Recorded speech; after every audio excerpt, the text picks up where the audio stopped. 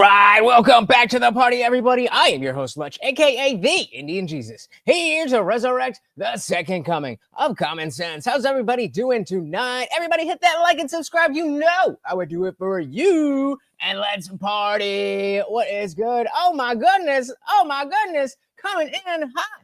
Our boy, King Nirvana, with the $1, no question, no comment, just pure love of the game. And as you guys know, every donation comes with a treat for my co-host, Morty. Thank you so very, very much, sir. And welcome to the party. Always very good to see you. We also got Wanted Bo, twiddling thumbs. Sorry, guys, I was 5 minutes late. All right, I had to get the Overlord out there and get a little poopsie.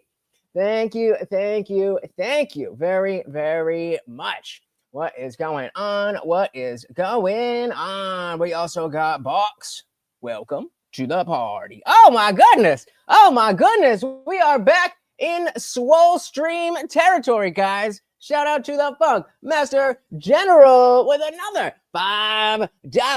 Thank you so very, very much, guys. Very much appreciated. That's already 2 out of 10 super chats that will get me on the floor doing push-ups. We gotta bulk me up. Thank you so very, very much, guys. Let's dive right into what we are doing today. Thank you. I really very, very, very much appreciate that. So thank you, guys. Oh, you are awesome. I got my sweatshirt on. I'm like, oh man, I don't know if I'm gonna be able to do much exercise, but I'll sweat for you. All right. So on Tuesday, it's not going to be shout out again to our co-sponsors. It is on Tuesday. It's not going to be a Wednesday, Friday show. On Tuesday, we have a special guest. We have a special guest where this woman grew up in a cult, and her mom had her believe in some crazy stuff. And instead of, having her on and just being like, okay, what's your story? The way that I found out about her was just going on her TikTok and she was telling the story. So I figure instead of doing that, let's just watch what she's put out. So that way, when she comes on the channel, we can actually have, a little bit of a deeper conversation. You did it, King. You did it.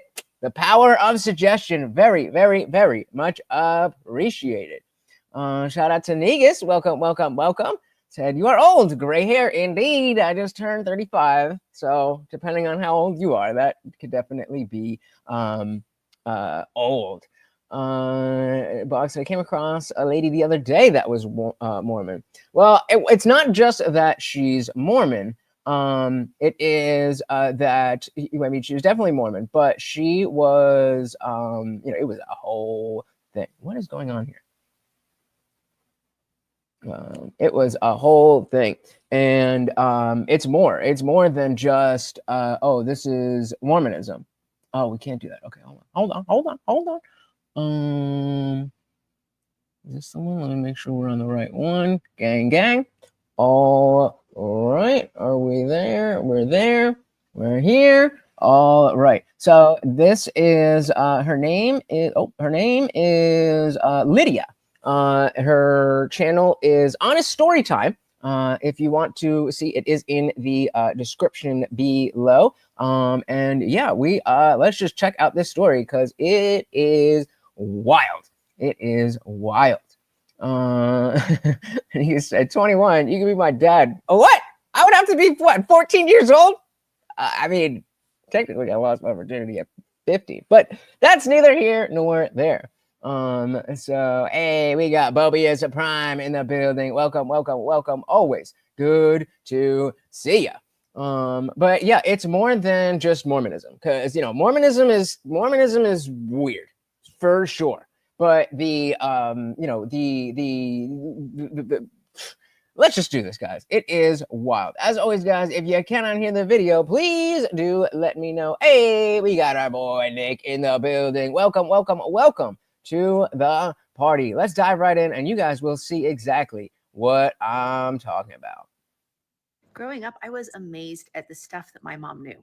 And this was before the internet, so she wasn't looking this stuff up. She knew the scientific principles behind why everything happened in the natural world, the definition to every word, fun facts about any country. We had pet birds, and she knew what they were thinking. She knew the secret symbols that Satan worshipers used out in public to let each other know that we're Satan worshipers, which celebrities were Satan worshipers. And it was so nice because anytime that I didn't know what I thought about something or how I felt, I could just ask her because she knew. When we walked into a building, she knew if people were trapped in the basement. She knew what it meant when people wore red and black together, natural remedies for any medical condition. And the cult that I grew up in was 100% based off of stuff that my mom knew. That's my mom. So that is where we begin. That is where we begin. So very obviously, we are getting a little bit deeper than just praise Joseph Smith. Yeah. Oh, yeah. And we have only just begun. You guys gonna give me a second here because TikTok is not the best with I just figured out how to do this. TikTok is not the best with just scrolling through people's pages in full screening. So I'm gonna do a little bit of this, a little bit of that. Paste, boom, boom, boom. So I don't want to alarm you. They really don't like you using the website. They really want you on the app. And I mean, hey, I think you guys should be on the app. It's interesting. But again, neither here nor there. Shout out to Unwanted Bo. Welcome to the party. I mean, this is gonna come definitely into play. The devil, Bobby, the devil. Yeah, it's wild. So let's keep it moving. So look, I don't want to alarm you. For those of you following along and hearing the stories of the really weird life that I've lived, being a cult survivor, growing up in the Mormon church, some of these honest stories are bizarre and dark, and some of them are happy and funny too. But I just want you to know that I have done a lot of very effective work. I have moved through the trauma of my past, and I'm sharing my stories with you just because I feel like I need to tell someone. This is just a level that is strange to even tell your closest friends. So I just want you to know you don't need to worry about me. I'm fine. I'm just telling you some really weird stories. All right. So then we want to go back here and now how did we do this? Duplicate. Share this tab instead. Then we go down to the bottom. Come on, baby. And play. Nope. We were always barely 2 steps ahead of the Satan worshiper. Oh, yeah. How is that for a cold open? We were always barely 2 steps ahead of the Satan worshipers. One, because I had tracking implants under my skin so they could track us at any time. They had unlimited budget because they were all in with the highest levels of, Let's see, is the volume all the way up? That is as loud as the volume goes, unfortunately. I hope I believe some of the videos are going to be louder than the others. But if not, if it's that much, what I can do is turn my own volume down so that you guys could turn your volume up. So let me know how that goes. Shout out to Sam. Welcome to the party. Let's start a cargo cult. What the hell is a cargo cult? I don't even know what that is.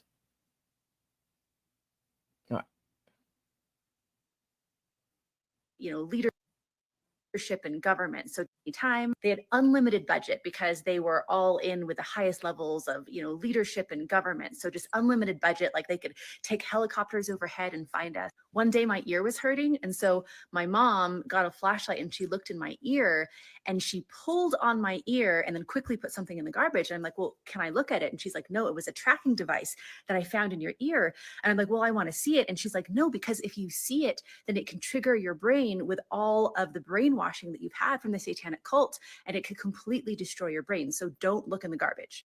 Don't look in the garbage. I can turn me up here. Word up.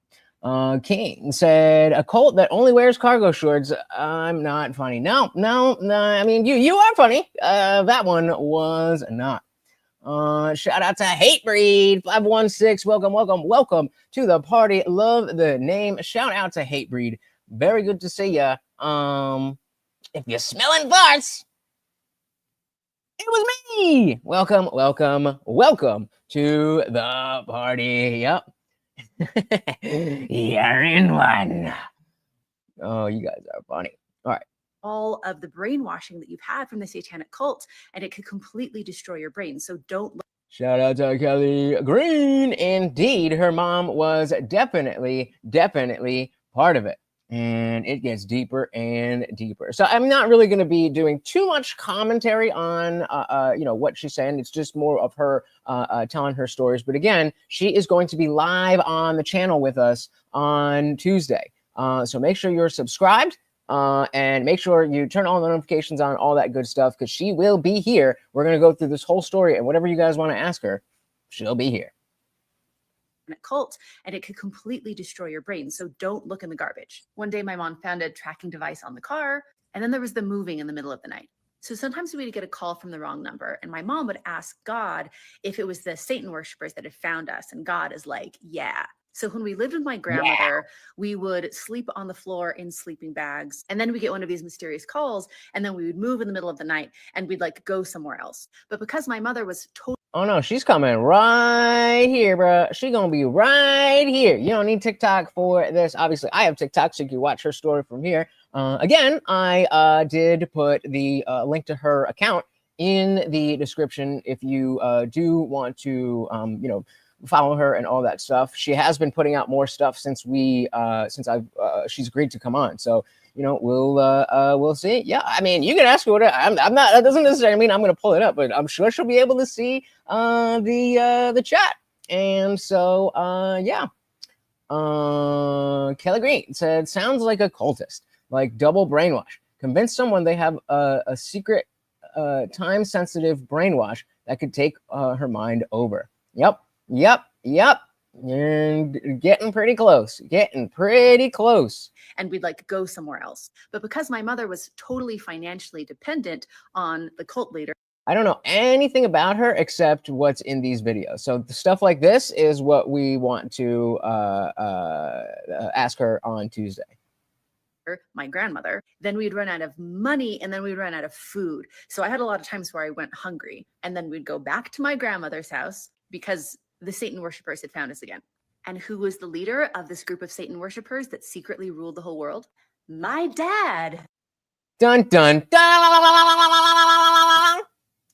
Oh, shit. I thought I had the next one teed up already. Okay, what did we do? This one was... God damn it. Hold on. We were always barely... Call in the night. So we did call in the night. Now we want this. Boom, boom, boom. Hopefully this. Let's clarify. There are three groups here. So number one, there are the Mormons.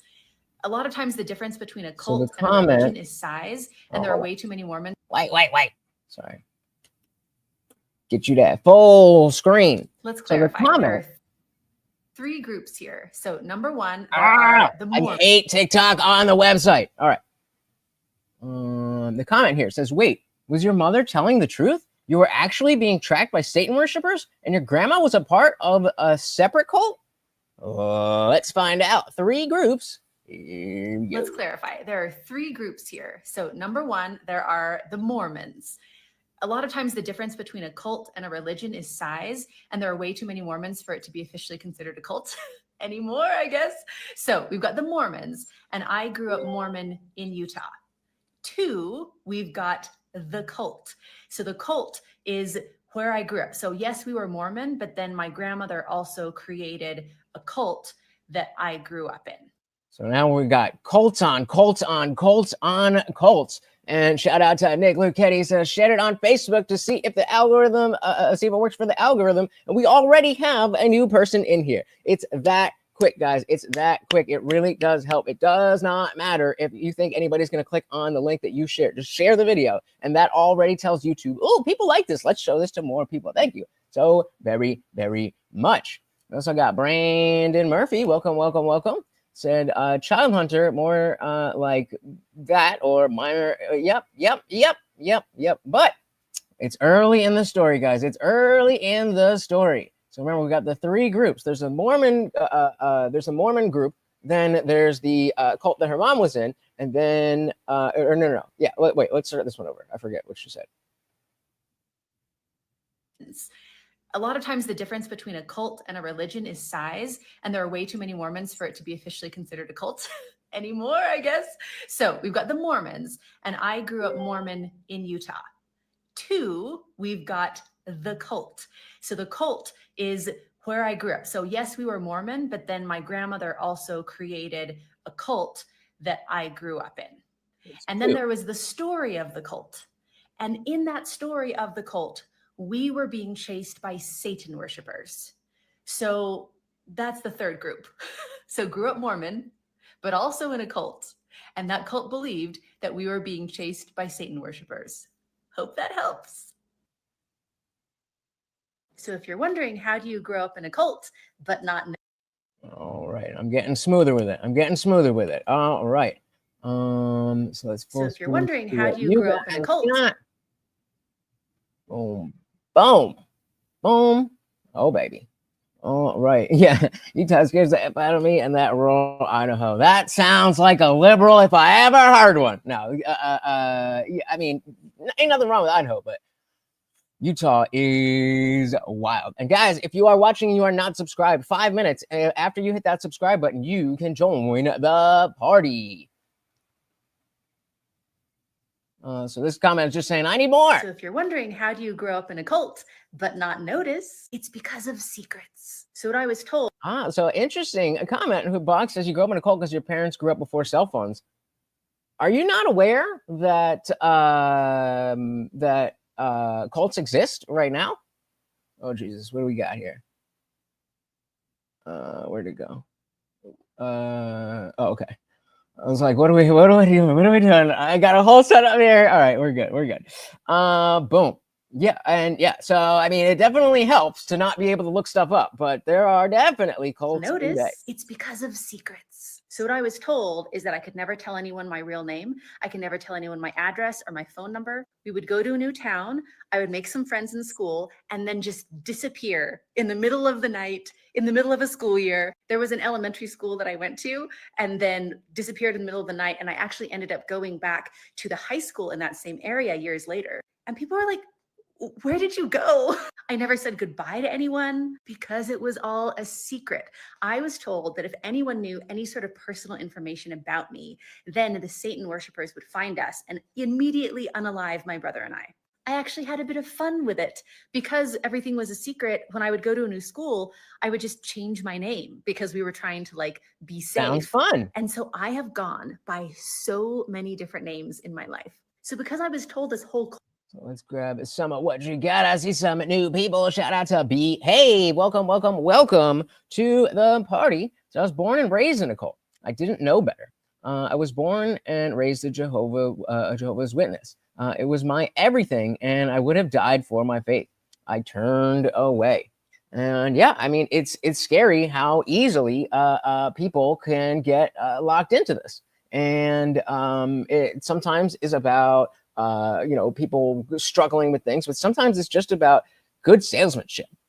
Shout out to Dylan Soup. Welcome to the party. We also got Patrick C in the building. Very, very, very good to see you. And hey, shout out to Unwanted Foe. Another $5. Thank you so very, very much. And of course, every donation comes with a treat. For Morty, praise the Overlord. Thank you. But Mort, don't go anywhere.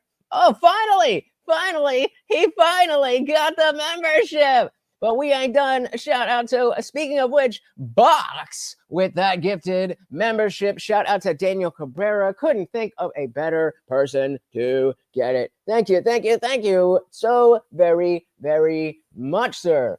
Guys, do remember, as I absolutely love all of these gifted memberships, as you know, the main goal here, if you've got a membership, head over to Discord. That is where you're going to get all the goodies. We do members only stuff here on YouTube sometimes, but it's really about having the 24 access to me and the entire community in Discord. So I really do appreciate all that, but do remember that those do not count towards the swole goal, but this definitely does. Make sure you look at the parameters. But thank you. Bam, bam, bam, bam, bam, bam, bam. Carl's Frosted Tips said, bulk up, bro, with protein and feed Morty. He is my ninja. Also, everyone be safe. The drones are coming for us. Join Gun Owners of America. Support the Second Amendment. Hell yeah. There you go.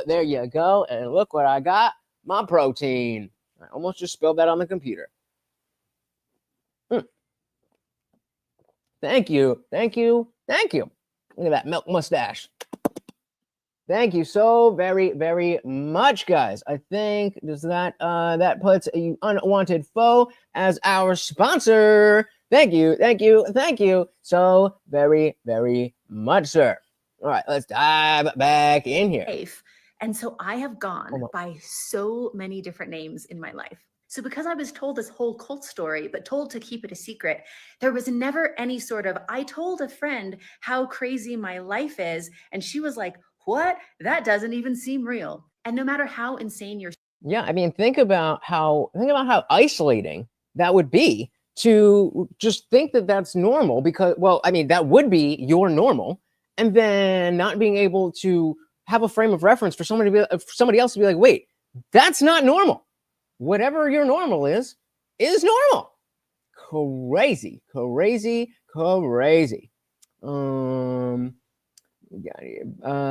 Behave said, when I turned away, I started getting sleep paralysis. It was painful, and I'd have marks, blood, and 2 slipped discs in my back. It broke my bed frame. That is wild. I would see a doctor about that. Definitely not good, but thank you so very, very much, guys. Let's dive back in here. That doesn't even seem real. A lot of story to get through. And no matter how insane your story is, if there's never anyone to challenge it, and you just have all of these voices telling you for hours a day that it's true, especially if you are part of the Mormon religion, where it is a sin to challenge messages from God, you don't know. I mean, it seems embarrassing. And I mean, especially if you're a child, like, that's how we all operate. Whatever all the adults are doing, that's what we're supposed to do. Now, but when it's a sin to question what you've been told, then you don't find out the truth. All right, you can't find out the truth. All right, so I'm getting better with this. We got boom. Because God told my mother the answer to any question, she was clearly a fantastic source for information. And part of the human experience is wondering why stuff hurts. So one day as a kid, like, my back was hurting. So I went to my mom. I'm like, Mom, my back is hurting. What do you think is going on? And just without a beat, with total 100% certainty, she's like, it's because your spine was broken over and over and over so many times. One day I was like, Mom, why does my eye hurt? And she let me know it's because the Satan worshipers would drill needles into my eyes. And that's why I was feeling pain now. Mom, how do I whiten my teeth? God told her that I should just rinse my mouth with pure hydrogen peroxide, because that will make my teeth white. And after a while of doing that, one time I was looking in the mirror, and this tooth right here seemed like it was chipped or something.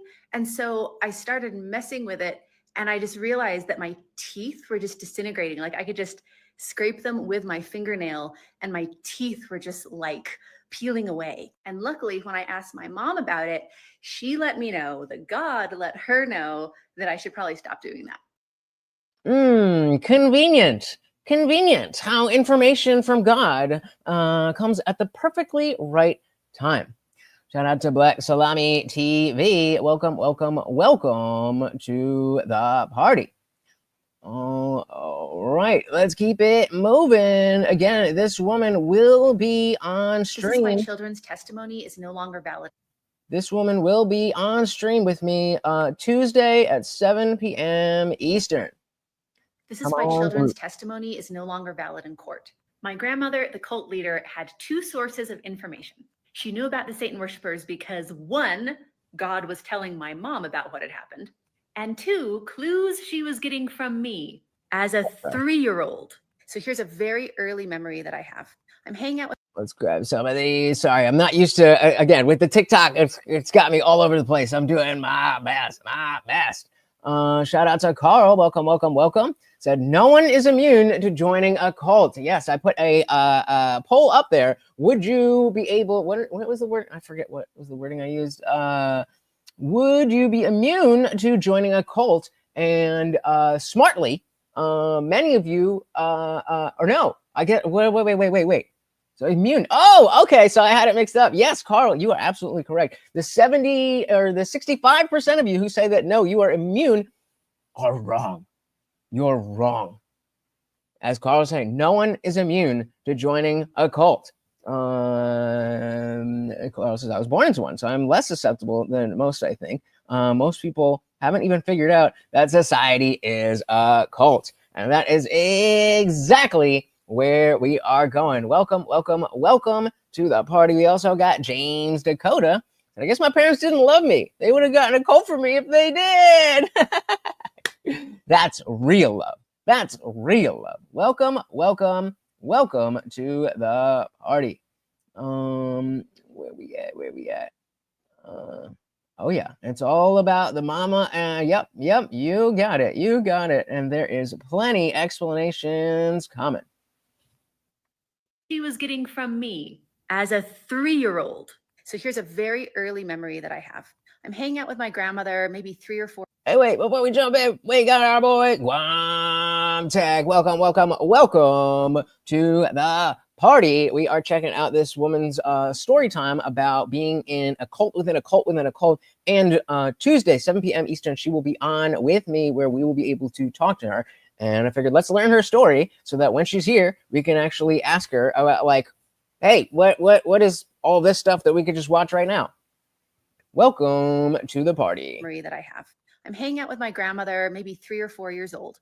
And she got really intense and she got down on my level. And she asked me point blank the question, where did they hurt you? Now, I remember in my tiny kid brain having the thought that the adults know what happened and they're just testing me to see if I remember what happened. So even that is a pretty standard assumption that just like adults know all of the things. That's a pretty standard assumption. But to take it a step further, and again, she doesn't specifically say how old she is when all of this is happening, but I think she mentioned 8 or 9 with this specific one. Having the inherent notion that, oh, they must be testing me. That is a sign of things going really, really wrong. Shout out again to Boggs with the gifted membership again. Thank you so very much. Shout out to, who is it? James Dakota. There you go. You are now a member. Come here, bud.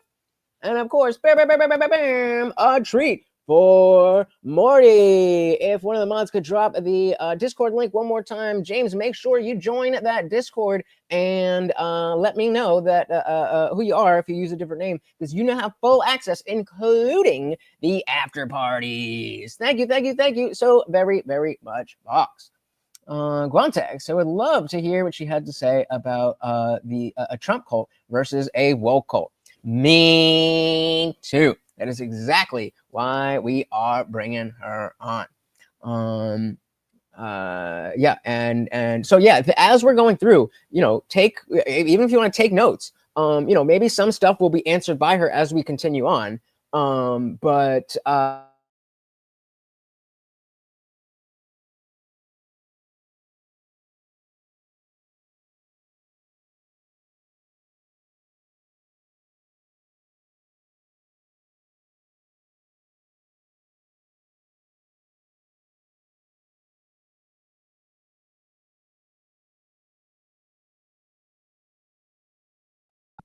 Come on, baby. There we go. All right. Are we back? We're back. All right. Carl said the Trump cult is the best cult. Yeah, we froze. We are back. We are back. Let me know if you see me. Word up. Beautiful. All right. Shout out to M169. Welcome to the party. All right, I'm seeing we definitely are going to need to pick up the pace here if we're going to make it through much of this at all. So let's keep it moving. So I just me to see if I remember what happened. So I just pointed to somewhere on my body, and my grandmother was like, "That's right."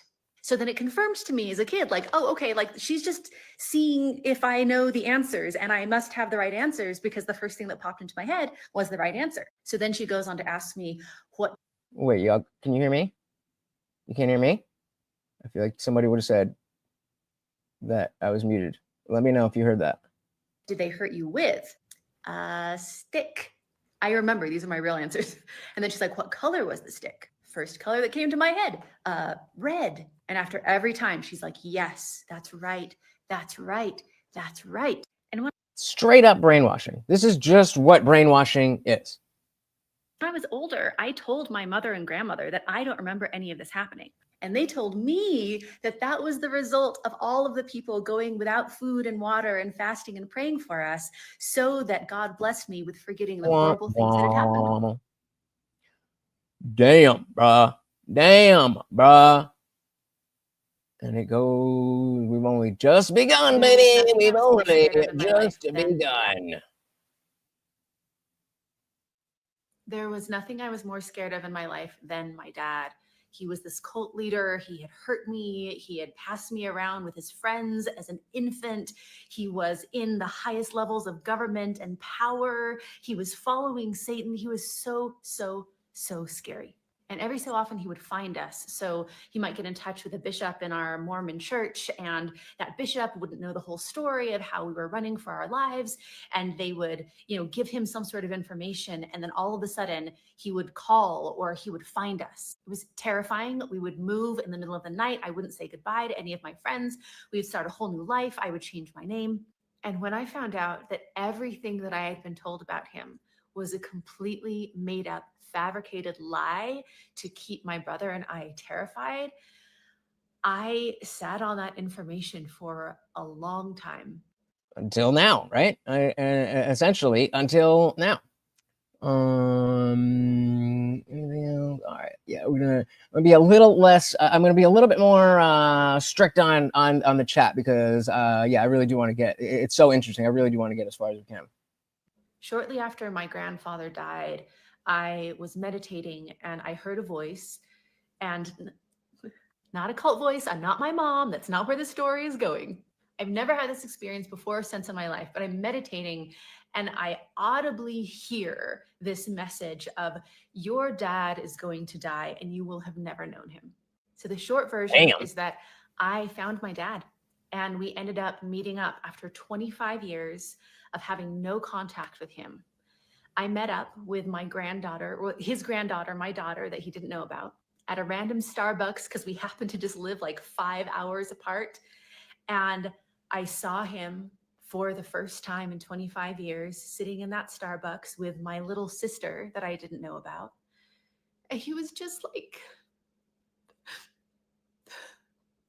remember, this is the satanic hunter, little old Chinese guy.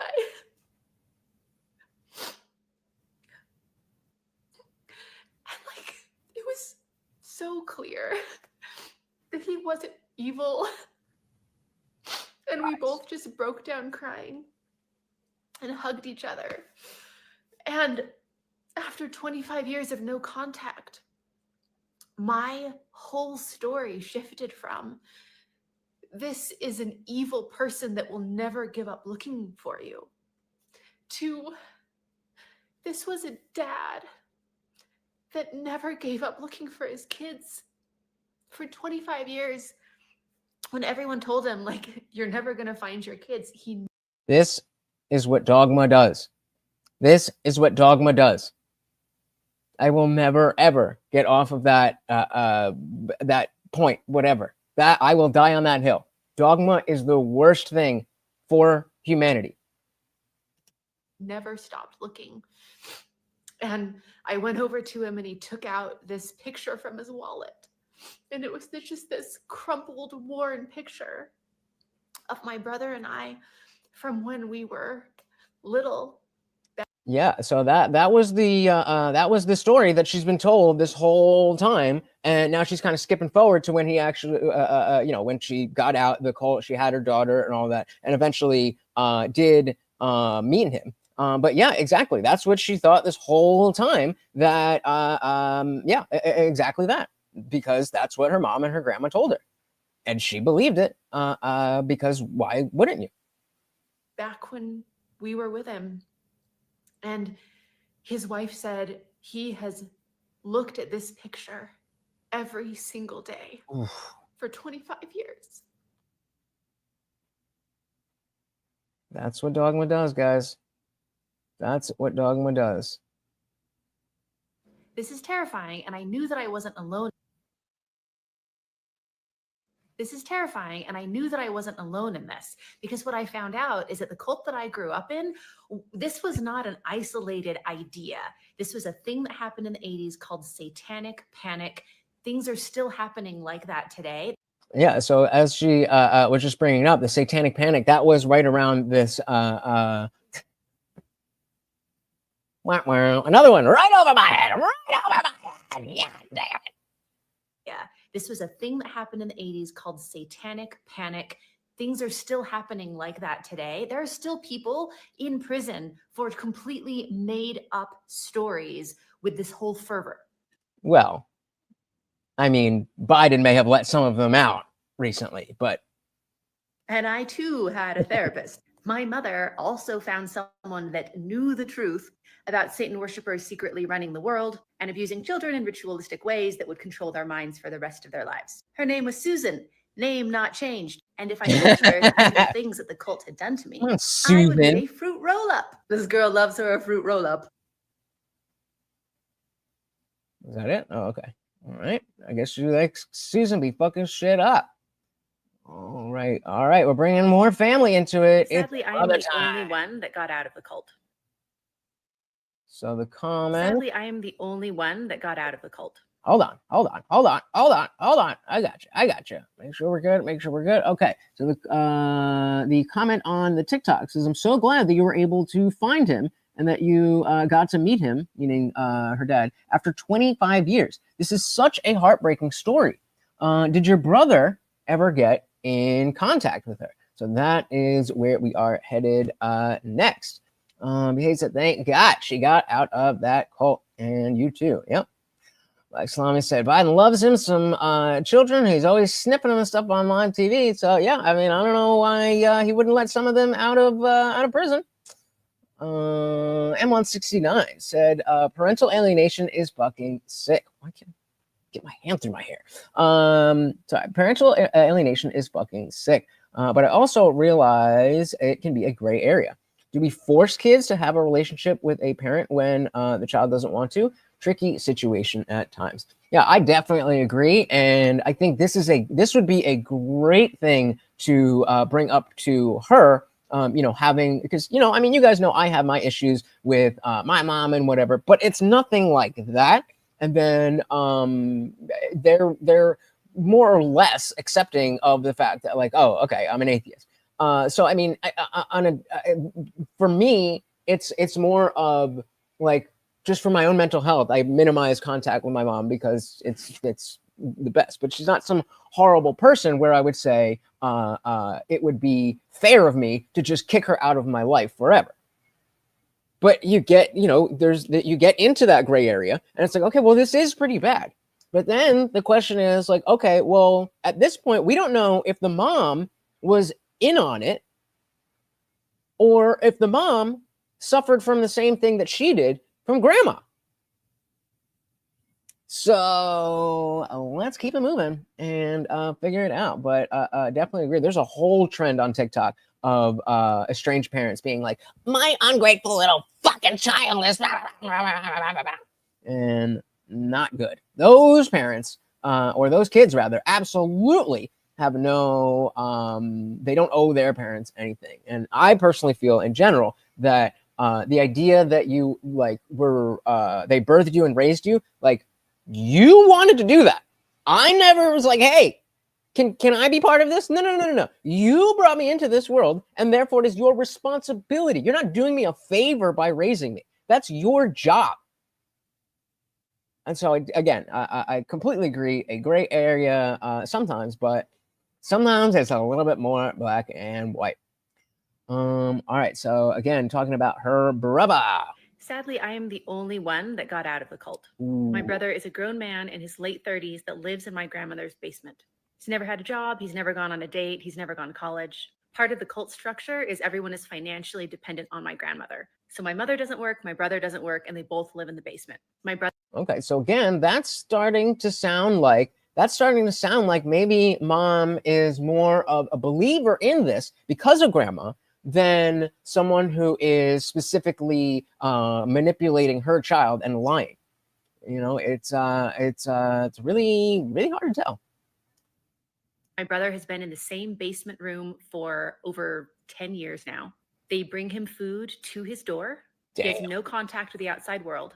And yes, I have tried so many things to get in contact with him. I have no idea what he's been told, but it was something that had him cut off all contact and block me. But we're actually going to be at the cult house on Christmas Day, and boy. we'll see if they call the police again. That should be fun. That should be fun. All right, that was brother. All right, what are you guys saying over here? Yep, crazy as hell. M169 said, Granny brainwashed her kid and grandson. It sounds like it. Well, oh, yeah, the grandson. Yeah, exactly. Yep, it sounds like it. Like I said, what does Jorgensen call it? The epidu... Oh, the Oedipal? Like talking about the Oedipal complex? I'm not sure what you're referring to. And well, here's the question. Is her mom actually crazy if everything that she has seen would lead her to reasonably believe that everything that she does believe is in fact true? Is that craziness, or is that just buying into the dogma? The first friend that I ever lost because of, the first friend that I ever lost because of, my face, I guess, was my friend Joel. Name not changed. I was 10 years old, and I thought that Joel was so great because he made up silly songs, a thing that I value to this day. He had a song that went, "The good old days back when I was 10. Wait, what? Hold on. What's going on here? What's going on here?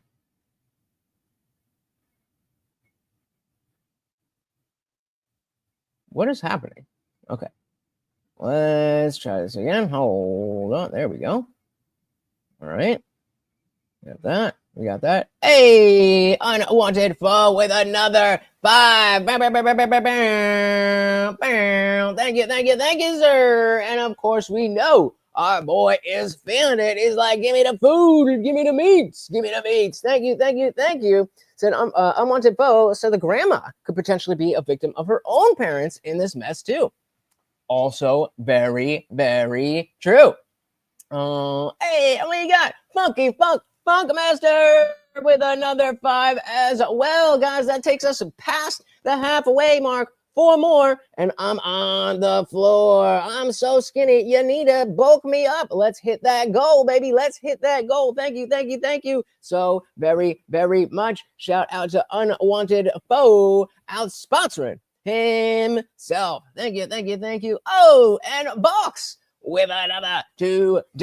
Thank you, sir. Thank you, sir. There we go. Yummy. Thank you so very, very much. Oh, you guys are amazing. All right, let's try this again. Take 2. Should have been this one, I believe. Nope. Share tab. And then we should be full screen. There we go. Okay, that's what are we looking for? Thank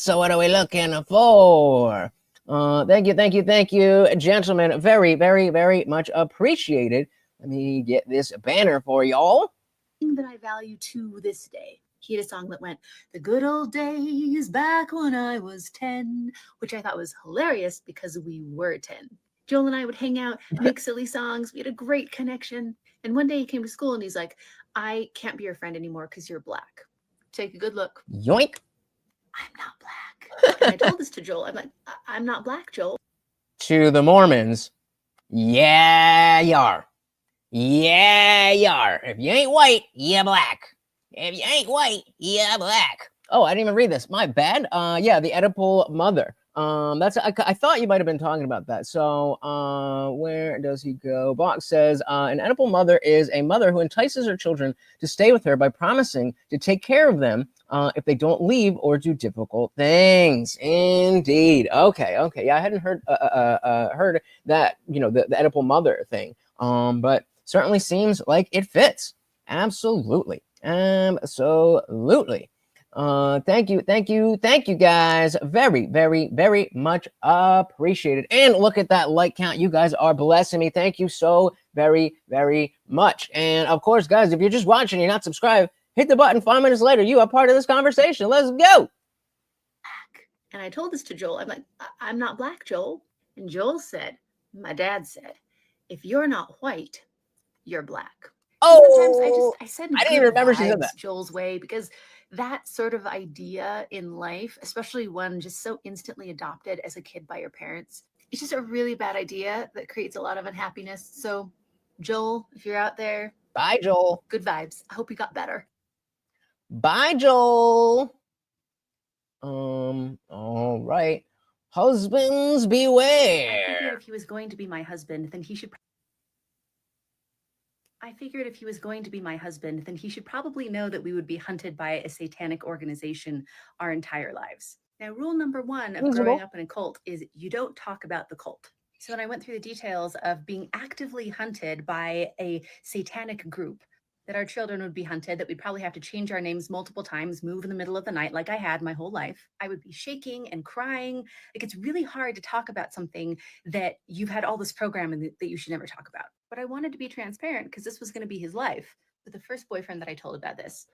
And yes, there were many in Mormon culture. There were many opportunities to be married.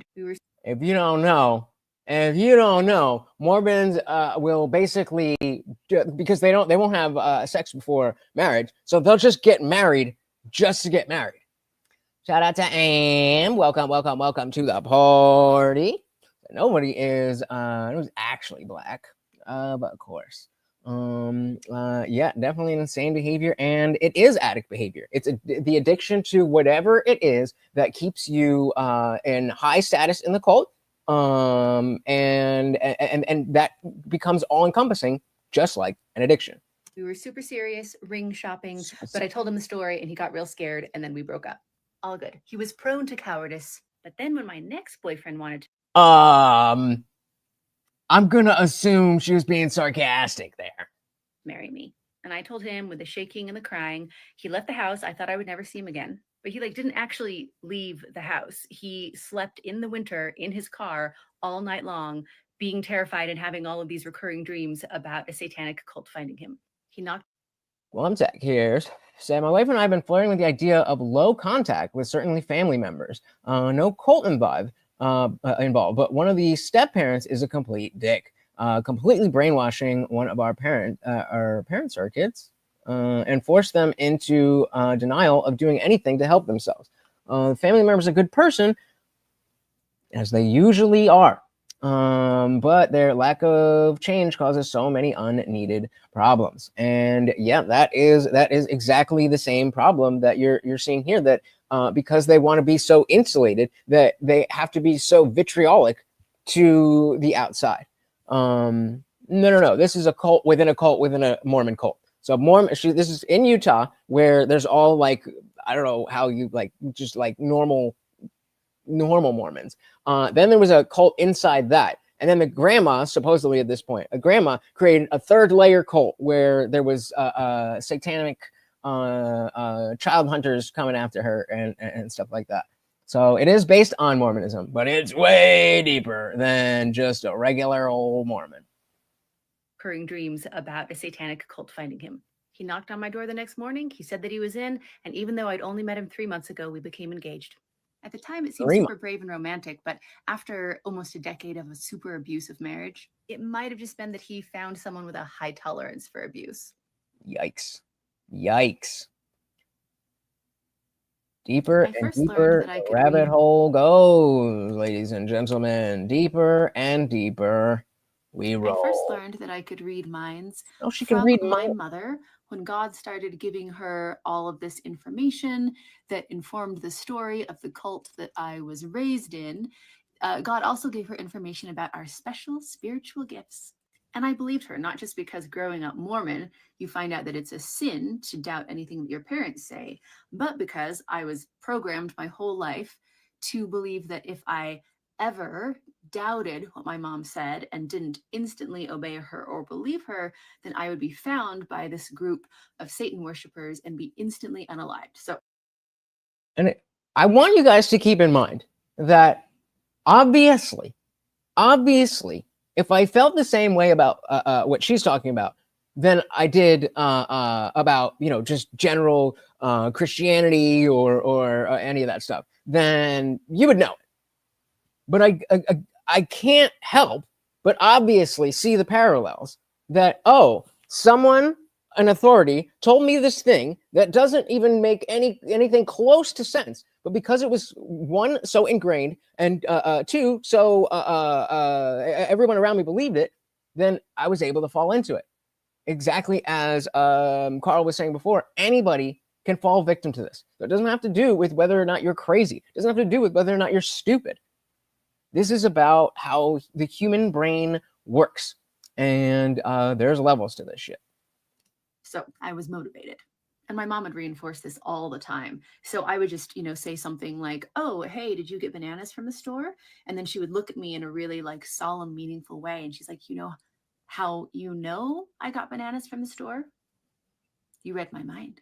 So one day I decide to share my special spiritual gift of reading minds with my friend because of course it's true. So my friend is like, "Okay, well then what am I thinking right now?" And I was like, "Oh, I guess I've never done this with someone other than my mom, but clearly every time that I just, think about what my mom might be thinking, then I'm right." So because of course I can read minds. So I'll just do this with my friend.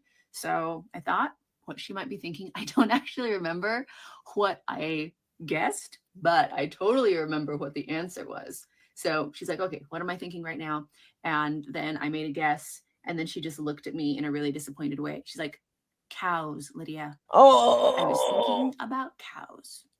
So I'm embarrassed that my spiritual gift didn't work. And I went home and I told my mom, I'm like, "Mom, I don't think that I can read minds. Like I tried to read my friend's mind and I was totally wrong. And she was thinking about cows and I didn't know at all that she was thinking about cows." And my mom just turns to me and she's like, "No, you can read minds." I'm like, "No, I just tested it." She's like, "No, you can." No, you can. There's everything that I say is the truth. What do you mean? You don't believe me? I'm your mother. You have to believe me. That is what this is all about. Let's keep it rolling. I didn't know my race. Not Chinese. What? She looks Chinese. I didn't know my race until I was almost 30 years old. So I was raised in a cult. The comment here says, "May I ask if you're Samoan?" Where my mother was getting messages from God. And one of those messages was revealing to her that my father was the leader of a Satan worshiper organization that actually ruled the entire world and had power over everything.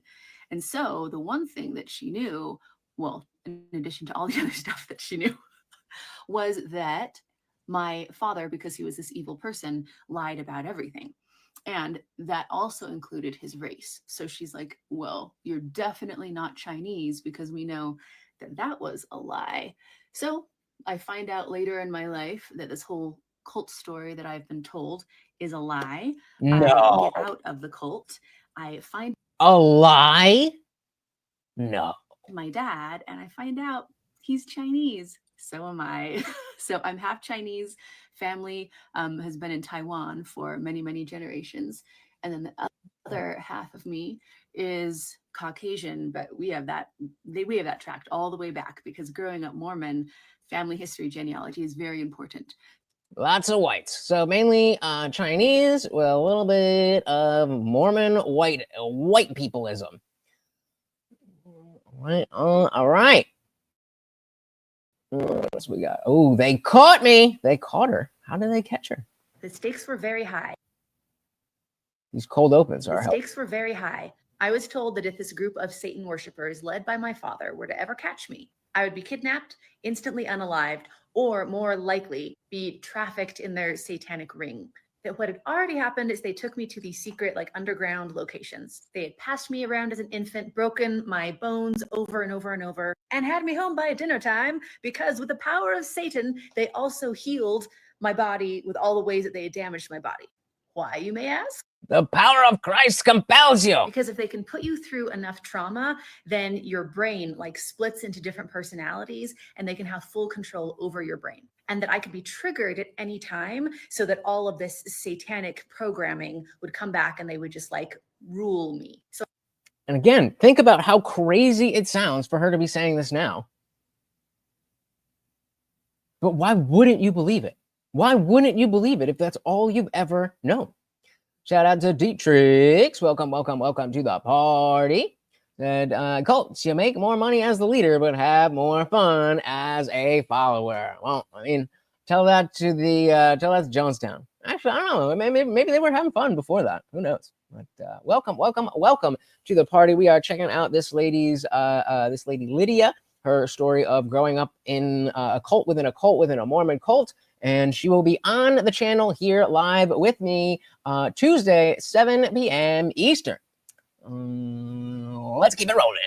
Programming would come back and they would just, like, rule me. So I had to do everything that my cult mother said, never tell anybody about what they knew, avoid anyone that was a potential cult member. So God would tell my mom who those people were, but there were also clues. If they drove a white car, if they wore red and black colors together, or sadly... Wait, I forgot.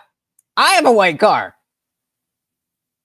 Dun, dun, dun. You thought I was just a regular atheist, but I'm a satanic child hunter.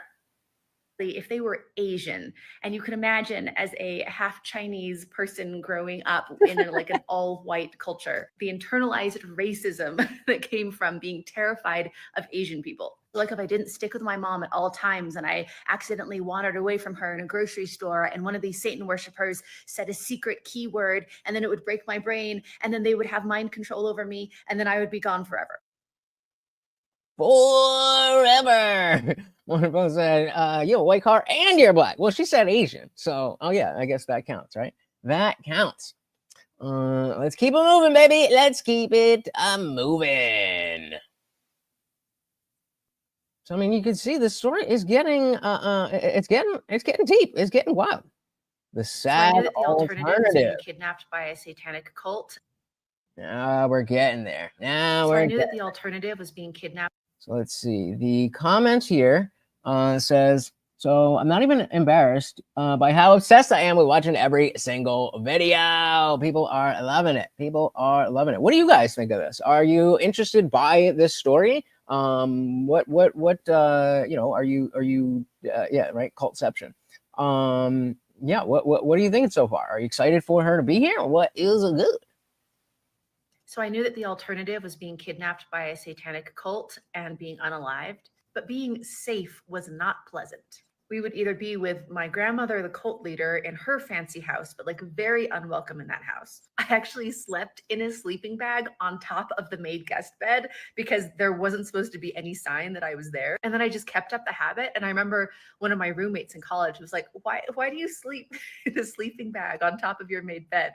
So we would live with Gma, the cult leader, until she would be like done with us. And then we'd go and live in like absolute squalor. So Am here is saying, seems like every other person was in a cult. Makes me think the meaning is diluted, possibly, or it could be that the occurrence of these types of things, and again, maybe not that dark and that deep, but maybe they're just a lot stronger, or a lot more. I don't know. I said stronger, a lot more popular than than we believe. But I'm definitely surprised to see 3 different people here saying they grew up in a cult. I'm with you there. I am with you there. And live in like absolute squalor. We lived in this tiny trailer park, and we were the tiniest trailer in the whole trailer park. And in the winter, it would just never ever get warm. I remember being in the room that I slept, and I was like, it's so cold in here. I've got to figure this out. And there was like a draft coming from under my bed. And so I moved my bed, and I could literally see the snow outside on the ground through the floor. And so I just took garbage from around, because there was just garbage everywhere, and I like stuffed it in the hole to try to keep myself warm. My mom didn't usually cook, but when she did, she made like these huge, like a whole ham and like all of these different sides. And then she would just sleep for days in her bed, and nothing would get put away. So my brother and I would just eat off of that food left on the table for like weeks. I remember one of my trailer park friends. Weeks? That's wild. I don't think it's something. I don't think it's like gonna have a name that you would recognize. Like, that's kind of also my point to what you were last saying, is that like it's not just Jonestown and this cult and then Scientology or whatever you want to say. But not every cult is like a well-established organization that has a name and has marketing and has all that stuff. Like, cults are just groups of people that have a dogmatic following. So I don't remember her. Obviously, I don't remember everything that she said here. But I don't. Relax, chill the fuck out. I didn't say that you said there was a name. You're asking what cult she's from. That implies you want the fucking name. I'm not saying shut up, you dumb bitch. I'm explaining to you that as we go forward, you might not get an answer, because not every cult has a fucking name. I never said. Well, I didn't say. Oh, you said that every cult has a name. Jesus Christ, keep your fucking panties on. Coming over, and just I was hungry, so I was just like eating ham off the table. She's like, doesn't it have to be in the fridge? It had been out there for weeks. And then there were times where we would just run out of food and just get hungrier and hungrier, or the only thing that we had. I remember one time the only food we had in the house was like this huge Costco size thing of green beans, and then this humongous Costco size jar of sauerkraut. I don't even know if the best cook can think of how to make like 2 weeks of meals with that. I couldn't eat canned green beans for like years. Damn. Luxury, eh? Yeah. So that was the alternative. My dad had to getting out. The alternative to getting out. My dad had no idea.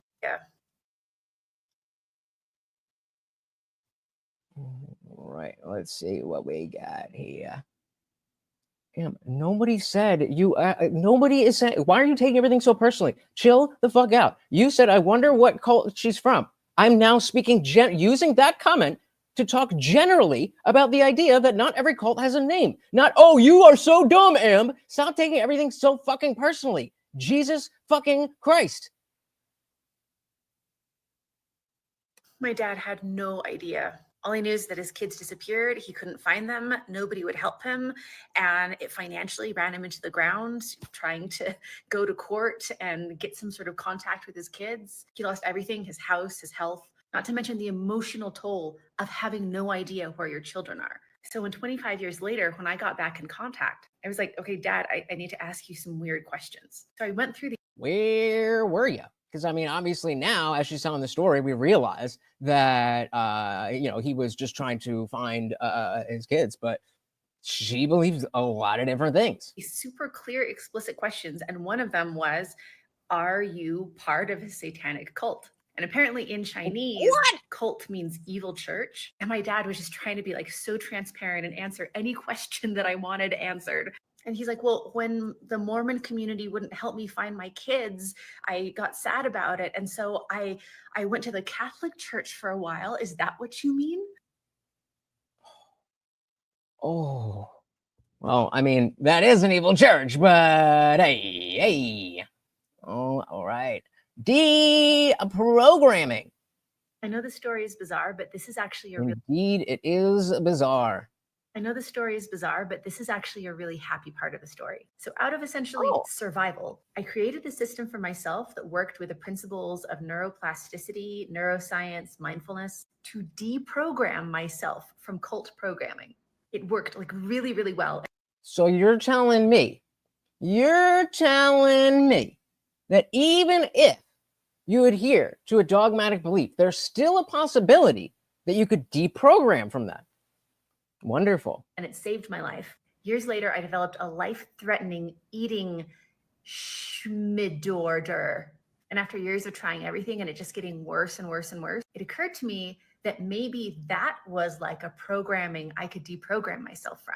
And in 1 week, I was completely free, have never had an issue since. And I've taught the system to over 9,000 clients now. And sometimes the worst thing in your whole life turns into one of the most beautiful things to make the world a better place. Yay. So, all right, a little bit of happiness there, a little bit of happiness. I am sure this is going to dive right back into the bullshit. Oh no, it says I went back to the cult. Dad, I would be. Why did you go back to the cult? No, baby, no. If I ever met my dad, I would be instantly unalive. All right, so it says I'm dying. I'm dying to know, but also don't want to make you relive anything more than you already have. Story time on that if you're comfortable.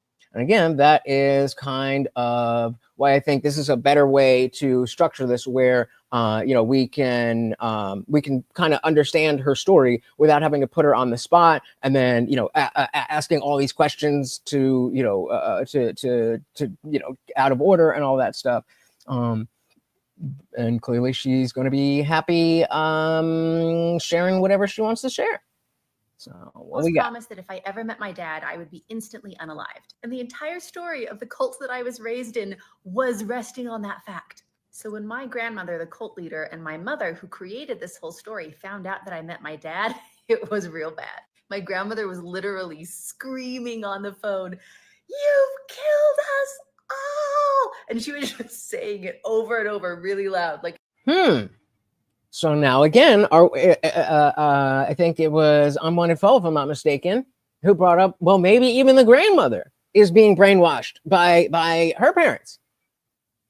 Seems like now, of course, obviously, if she's not, then it's all acting, clearly. But we don't know. We don't know. Crazy parents indeed. And she was just saying it over and over really loud. Like, it wasn't even on speakerphone. I was like holding it very far away. And anyway, it was loud. Growing up in a cult was not nice, but it was also my whole world. Like, it was the only family that I had, especially because I was homeschooled. So it was just like us all day long, my whole life. And as soon as I gain a father, I just lose everyone else. They didn't talk to me for 5 years. My mom blocked my number. And yeah, she was super abusive, but she was also my mom. And it was really sad to not have a mom or a brother or a grandmother. So after 5 years, I contact my grandmother and I'm like, okay, is this just, we're just never going to talk to each other again? Now recall the last interaction that I had with her. And she's like, "Oh, it's so nice to hear from you. You said that you never wanted to talk to us again, so I just wanted to respect your wishes. How are you?" I'm like, "Oh, that's right, the gaslighting. But whatever, I'll talk to Gma." My mom's that's another big aspect of these cults is actual gaslighting, where it's not, oh, you're saying something I don't like. You're actually trying to say, no, what you saw with your own eyes, or what you actually know to be true is simply not true. And it can't be, because that would mean that the cult is fake or something along those lines. And it works. Gaslighting, but whatever, I'll talk to Gma. My mom's a whole different story. She is really dug in her heels about now it's an extreme security situation. And she went from, if you ever get in contact with your dad, we'll be instantly unalived, to 5 years later, anytime now. Not a very efficient cult. But the person I'm most concerned about is my brother. 5 years ago, he remember, if you're just joining us, her brother still is in the cult, living in their parents' basement at 35, no job, no prospects on life, just in it. I mean, sounds kind of like he's got it made, but I don't think that he would feel that way about it. Actually, I don't know. Who knows? The person I'm most concerned about is my brother. 5 years ago, he completely blocked me, and I have no idea why. Like, I don't know what they told him to just cancel our relationship. So now that I'm back in contact, I ask about my brother. Now, understand, this is like a failure to launch person. Never went to college, never went on a date, never had a job. And my grandmother tells me they haven't seen him in years. So I'm thinking he's like run away. Is he still alive? And this becomes a deep worry. So my brother is missing, my mom is ghosted, and my grandmother's happy to chat anytime. Now, 5 more years go by, and another more distant member of my family sends me a message and is like, hey, I think that your grandmother is trying to make you think like disappeared somewhere. But just so you know, he lives in the basement and they're like delivering food to his door. He's been in the basement the whole time. Box, you might be on point. I mean, yikes. That would be weird. Hey, unwanted foe again. Another $5. Thank you so very, very much. Did anyone else kind of wish they could prank call her mom and grandma, or just me? Come here. And of course, a treat for Morty. There we go. Thank you. I kind of feel like that's a tree I don't even want to bark up. I don't even want to bark up that tree. But thank you so very, very much, sir. Out sponsoring yourself. 3 more, guys. 3 more, and I'm on the floor. What did I think I lowered. Yeah, I did it. I brought it down to 10. Teal super chats and up, guys. 3 more, and I'm on the floor. Thank you so very, very much, sir.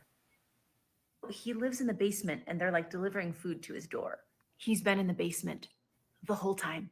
You think at this point I wouldn't be shocked about cult leaders lying, but I confront my grandmother about this and I'm like, he's in the basement? And she's like, oh yeah, he lives in that room in the basement. But I was being honest, I haven't seen him in like years because he's in the basement. So I get a plane ticket and I go to the place that I grew up to try to get in contact with my brother who is living in a basement. I physically deliver a note to his door and my mother calls the police. So I'm like, what's the point of this? Another year goes by and I get a text from a stranger. He's like, hi, Lydia. My name is Captain Daryl and I live across the street from your grandmother and she's so sweet and we've become such good friends. You guys, people seriously love my grandmother.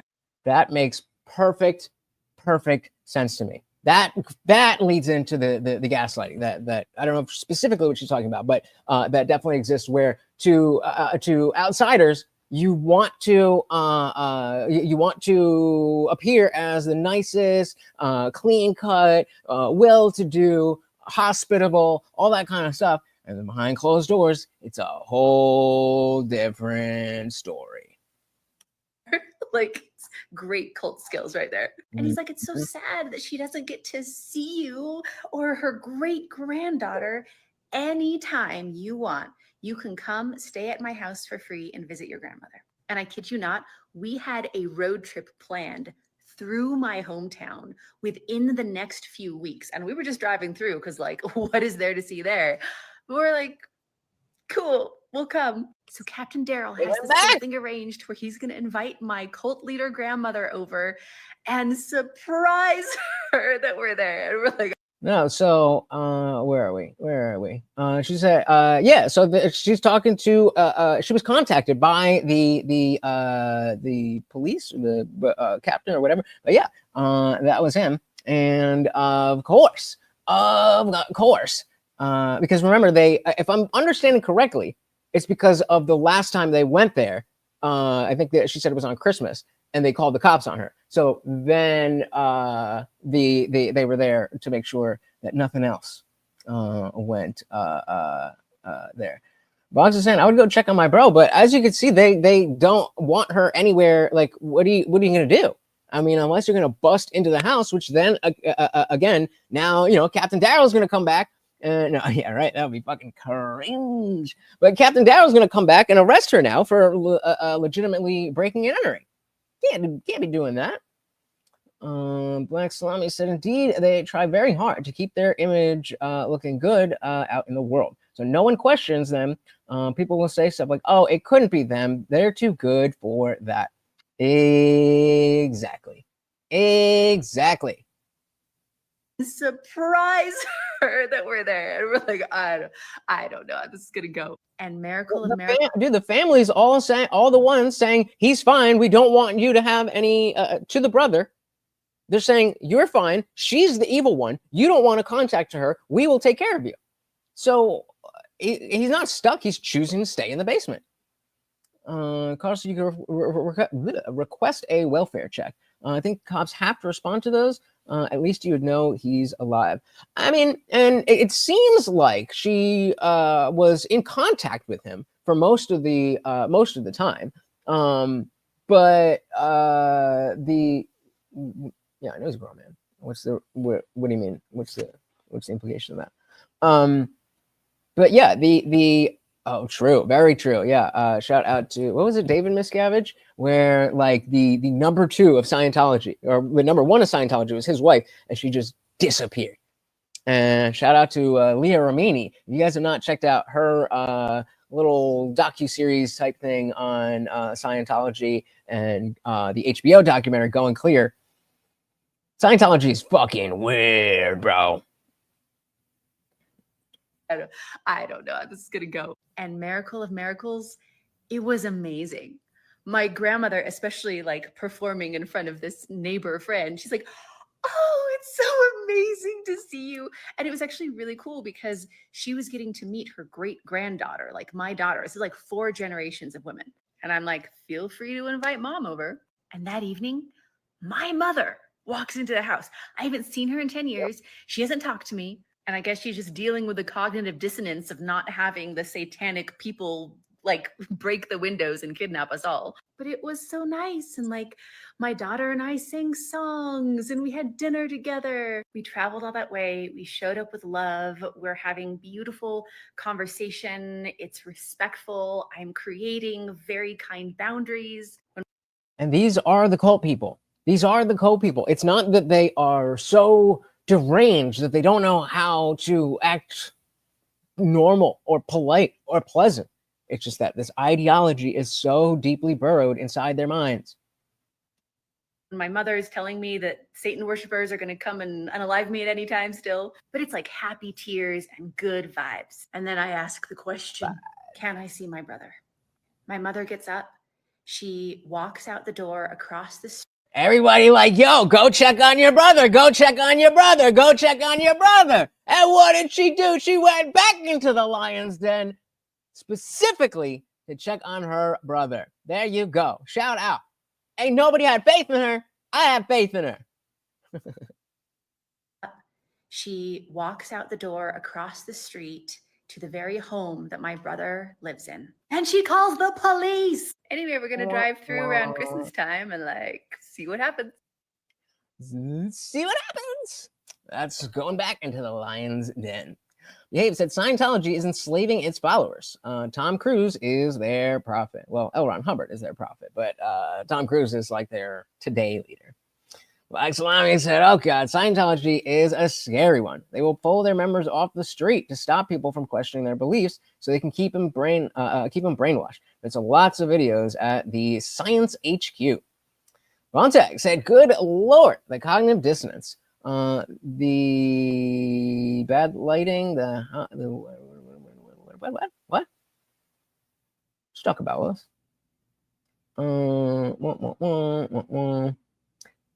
Scientology has merged with Nation of Islam? What? How is that a thing? I don't even want to know. I mean, I kind of do want to know what they believe, but that's wild. That is insane. I mean, it's scary that so many people feel the need to have this dogmatic ideology. Just don't. You don't need one. Trust me. You don't need one. And when it could go so bad, why would you even try? It is going to be crazy when...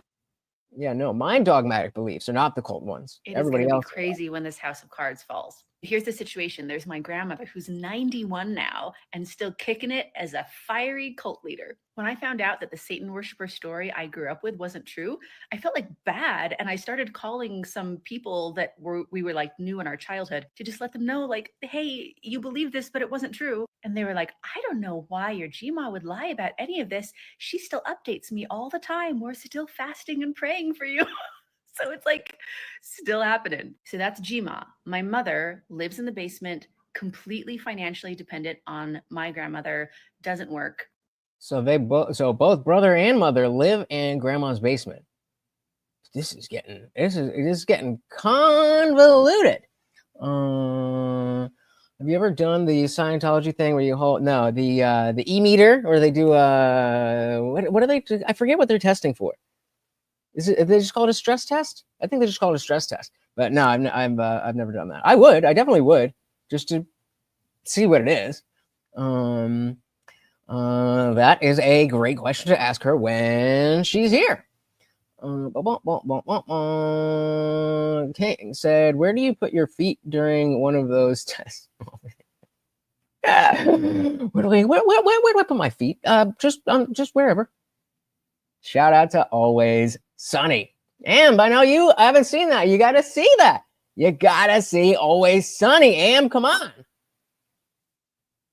Financially dependent on my grandmother, doesn't work. My brother also lives in the basement, but never comes out of his room, has his food delivered to his door, has zero work experience, skills, no college education, never had a relationship. So they are completely dependent on her.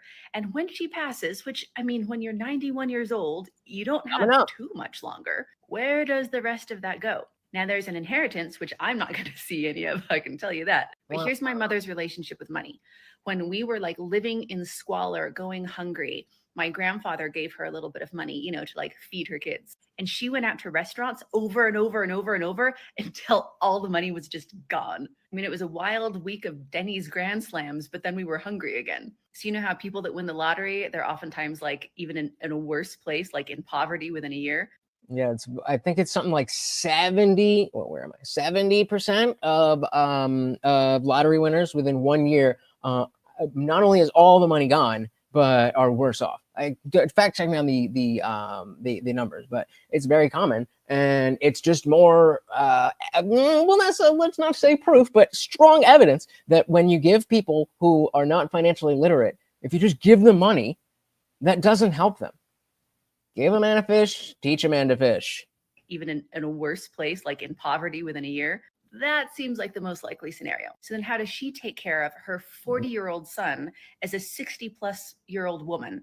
And then it brings up all these moral questions of like, well, if you've been abused and lied to your whole life and you got out of the cult, but now your cult family is going to be what? Like on the street? I don't know. Like, what responsibility do we have to our families, even if they treated us really horribly? I have no idea how to prepare for this unknown. Dun, dun, dun. So ongoing story we have. She's still dealing with this kind of stuff because it doesn't just go away. So I grew up Mormon. We got that much. So I grew up Mormon in Utah with this beautiful face. Well, not this one. It was like the little kid version of this one. And nobody else looked like me. I didn't see another. Why would you do that? Why would you be like, oh, I'm so pretty? No, the little kid. Like, well, hey, yo, whoa, what? Glogsex said, you may not like this, but we may not like this, but it's actually misguided atheism that helped brainwash my family member. Went full nihilistic and refuses to change because people never change. They even refuse to discipline their kids in any way because, quote, I shouldn't force anyone to do anything and neither should you. Yet complain constantly about the chaos in their life. You guys saw that video of the little girl throwing stuff all around Walmart, right? And yeah, I mean, I have no negative feelings about the fact that, it was atheism or any other type of dogmatic belief. As I say, the shirts that I sell at TheIndianJesus.com do not say end religion. They say end dogma, because dogma comes in so many different forms. And a lot of the like the wokeness and stuff that we were fighting against is not atheistic, but it's dogma coming from atheists who have replaced religious dogma with state and media dogma. So I'm not on anybody's team who has a dogma. Well, that's a little strong, but you know what I mean. The idea is the dogma is the issue, not what the idea is. As long as you're willing to question yourself, as long as you're willing to take in new information, then any ideology should be subject to reason and stuff. Yeah, Buck said, just be kind is my slogan, and my slogan is believe nothing except that anything is possible. I wonder if said, Guantek, you should make sure to tell them people change, but war never changes, and introduce them to Fallout. Right? Guantek said, it's basically wokeness disguised as kindness. I just call it being a coward. Yup. I agree. Agreed. Nobody else looked like me. I didn't see another Asian person until I was in high school and went on a field trip to a bigger town. Representation zero. Also, representation matters. And the thing about being half Asian and half white in an all-white community is that the whiteness becomes invisible and people only see the thing that is not white, which is the Asian part of me. This was a very difficult experience for a number of reasons. You just don't know as a kid how to navigate this. Like one day I was sitting. So I'm again, I don't know anything more than what what are in these videos, but the way she's talking does point to a little bit more of a maybe a center to center left type of ideology, talking about how important diversity is, and instead of talking about the idea of being different, it's the white versus not white. And again, just speculating, but just throwing out stuff that we can pick up as we go along. Outside with this girl from my class, and all of our parents are picking us up, and my mom drives up to get me, and my mom is the white side of my family, and the girl outside with me is like, oh, who's that? Seemed like an easy question to answer, so I was like, oh yeah, that's my mom. And she gave me one of those mean girl looks like this. And she just said, no, she's not. How do you answer that? I don't know. That is a good question. How do you answer that? I'm lagging on setting everything up. I was getting good for a minute there. Where were we? Damn it. I don't remember where we were. We finished that one. We did that one. Making a story. All right. So this one's got a comment on it. Despite being in a cult together. Okay. So the comment here. Where are we? Okay, let's do that. The comment says, hi, I'm wondering how your parents even got together. What did your grandma think? If he was Chinese, were they not yet racist? Did they only come up with that after the fact to keep you away from him? Interesting question. Very interesting question. How did this all start? Despite being in a cult together, my grandmother and my mother do not like each other. And from what I can piece together, my mom met my dad at a church dance and then wanted to get married like really, really fast to get away from my grandmother. But they have this weird dynamic and that did not last for long. So my mother's newly married and she starts spending more and more time with my grandmother. And Jima is not happy that my mother married somebody who isn't white. Yes, Jima is mega racist. And her grandkids are either half Chinese or half Latin. One experience that had me burst into tears as a little kid is when my grandmother was talking to a friend and she started apologizing to her friend that she didn't have any white grandkids. So possibly Jima doesn't like that my mom married this non-white person. My mom is not so happy in her marriage. And she brings up, well, you know what Asian people are known for? Worshipping Satan, of course. Thank you, King. Looking forward to Tuesday. Dilly.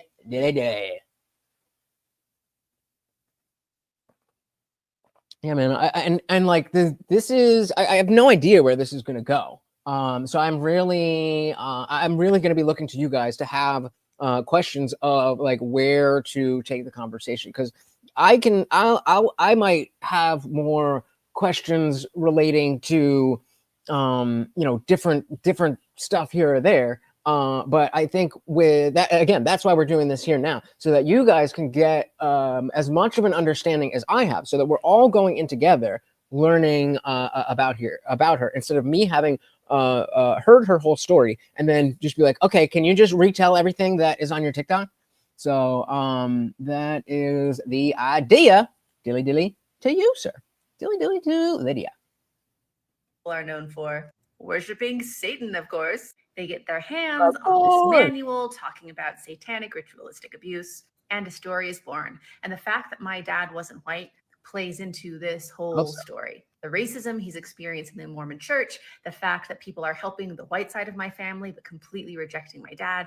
And my dad's English isn't that great. So, for instance, one time my grandmother recorded a phone call that she then replays to a bunch of her friends, where my dad is pleading to see his babies. He wants to see his children. And he says, I want to care for my children. But because his English wasn't as great back then. No! Put it in the chat if you know where this is going.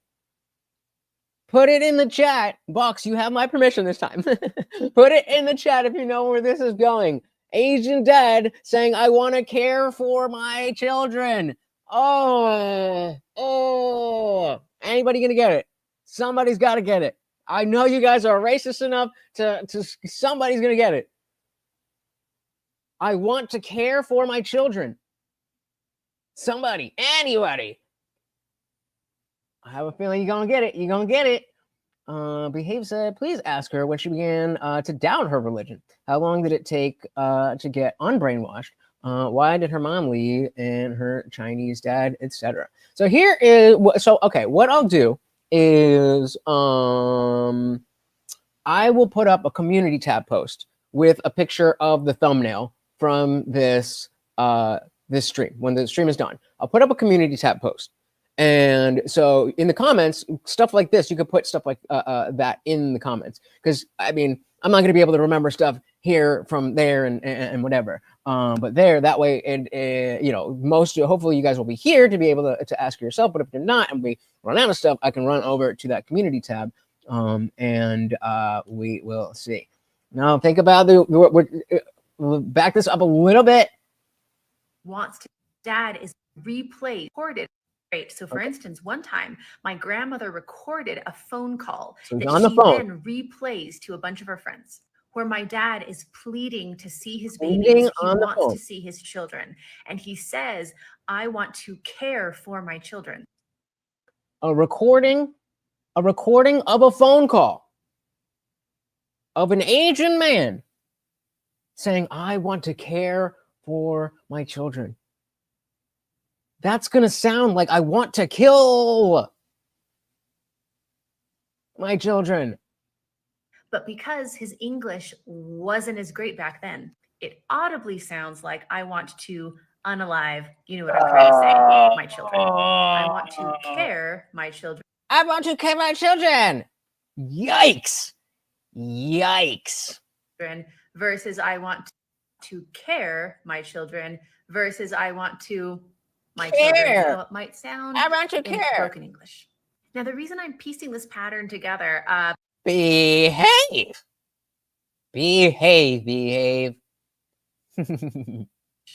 Now, the reason I'm piecing this pattern together, okay, I'm not happy in my marriage, so I'm going to make up a story about my husband with my mom, is because I saw it happen a second time. I haven't even told you about my mother's second marriage. Oh boy, we got more.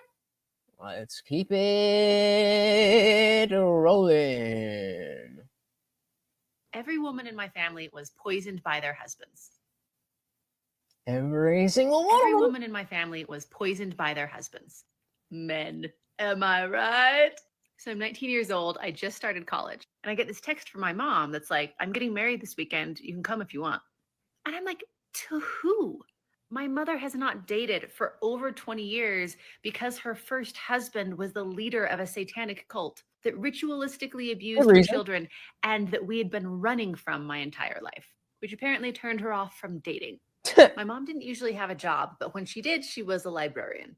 2 weeks earlier, this man with mangled hands from getting in so many fistfights, rough voice, totally bald, teeth down to the nubs, walked into the public library and announced that he was looking for a good Mormon woman to marry. And my mom's like, okay.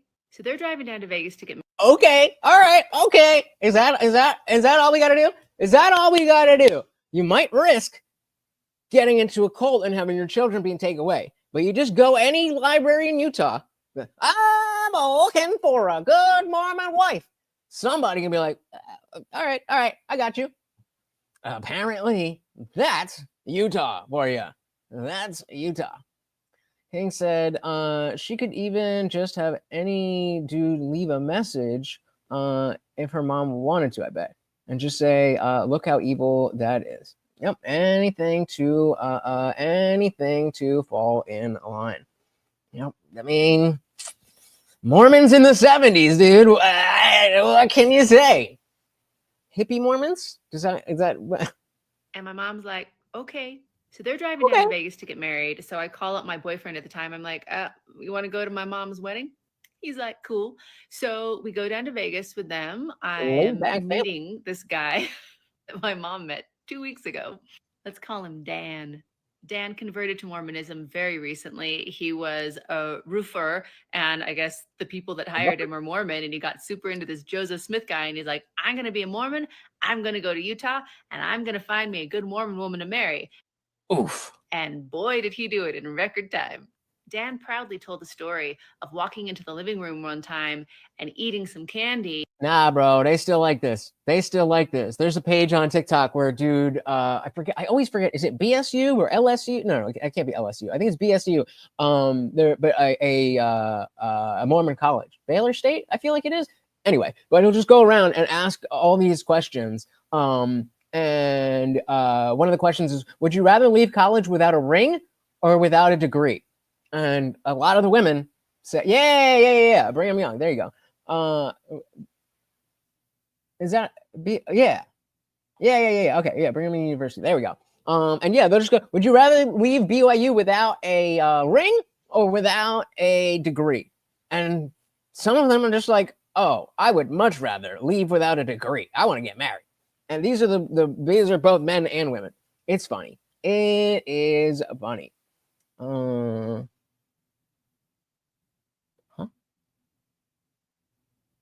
Into the living room one time and eating some candy, and his son was like, Dad, that's not candy, that's fish gravel. And he's like, what? I thought it didn't taste very good.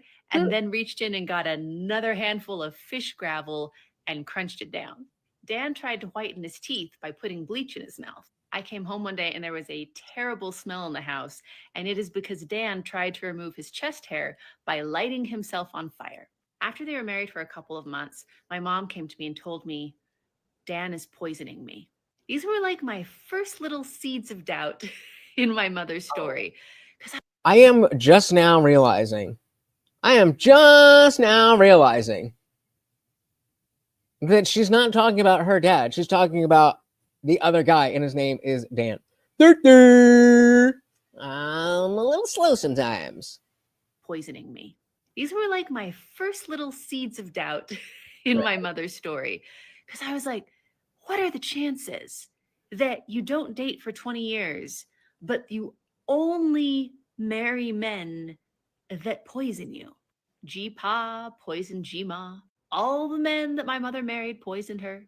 What are the chances? All these Mormons whitening teeth. What? Yeah. It's their thing. Dan, indeed. A derpy derp if there ever was one. Oh, damn it. I didn't set this one up. All right. We got it. We're almost, we're a little more than halfway through, guys. And it is getting out there. We were here. You start wondering how deeply you're affected. Shout out to Equality and Deference over on Rumble. You start wondering how deeply you're affected. Welcome to the party. Said odd look, Thorn Oakenshield. I don't know who that is, but welcome to the party. Always glad to see ya. King said, I have nothing against teeth whitening, but it's came up twice now. Well, I mean, Dan the man's got to be sparkling pearly white. Carl said, where are the ugly Mormon chicks? Do they hide them? I've never seen one. You make a point, sir. You make a point. They're just lacking in other areas, you know. All right, triggering toys. The comment says, my mom was raised believing her dad abandoned her. After her mom passed, she found boxes of birthday cards and letters from him. Oh boy. You start wondering how deeply you're affected by how other people feel about you, even if you don't know about it. And this story is an extreme version of that.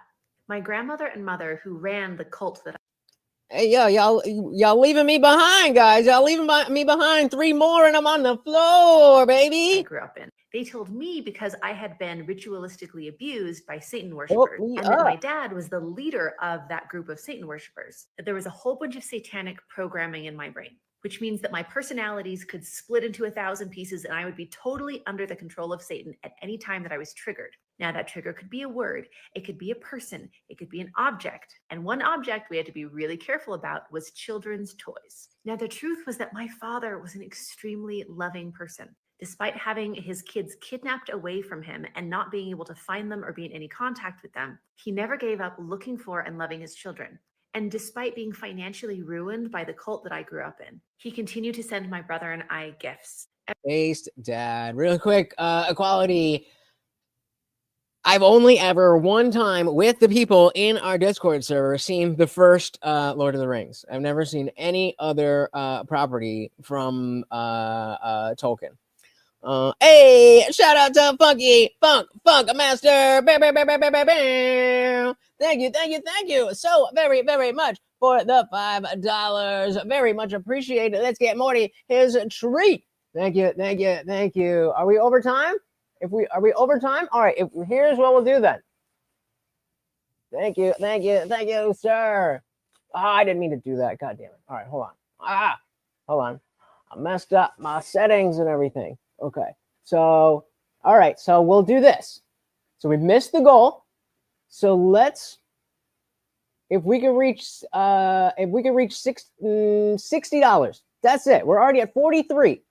Any iterations? If we can reach $60, I'll be on the floor.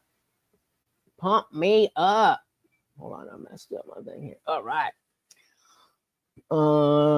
So we'll go. Yeah, we'll if we can make it to 60, we'll do it. Just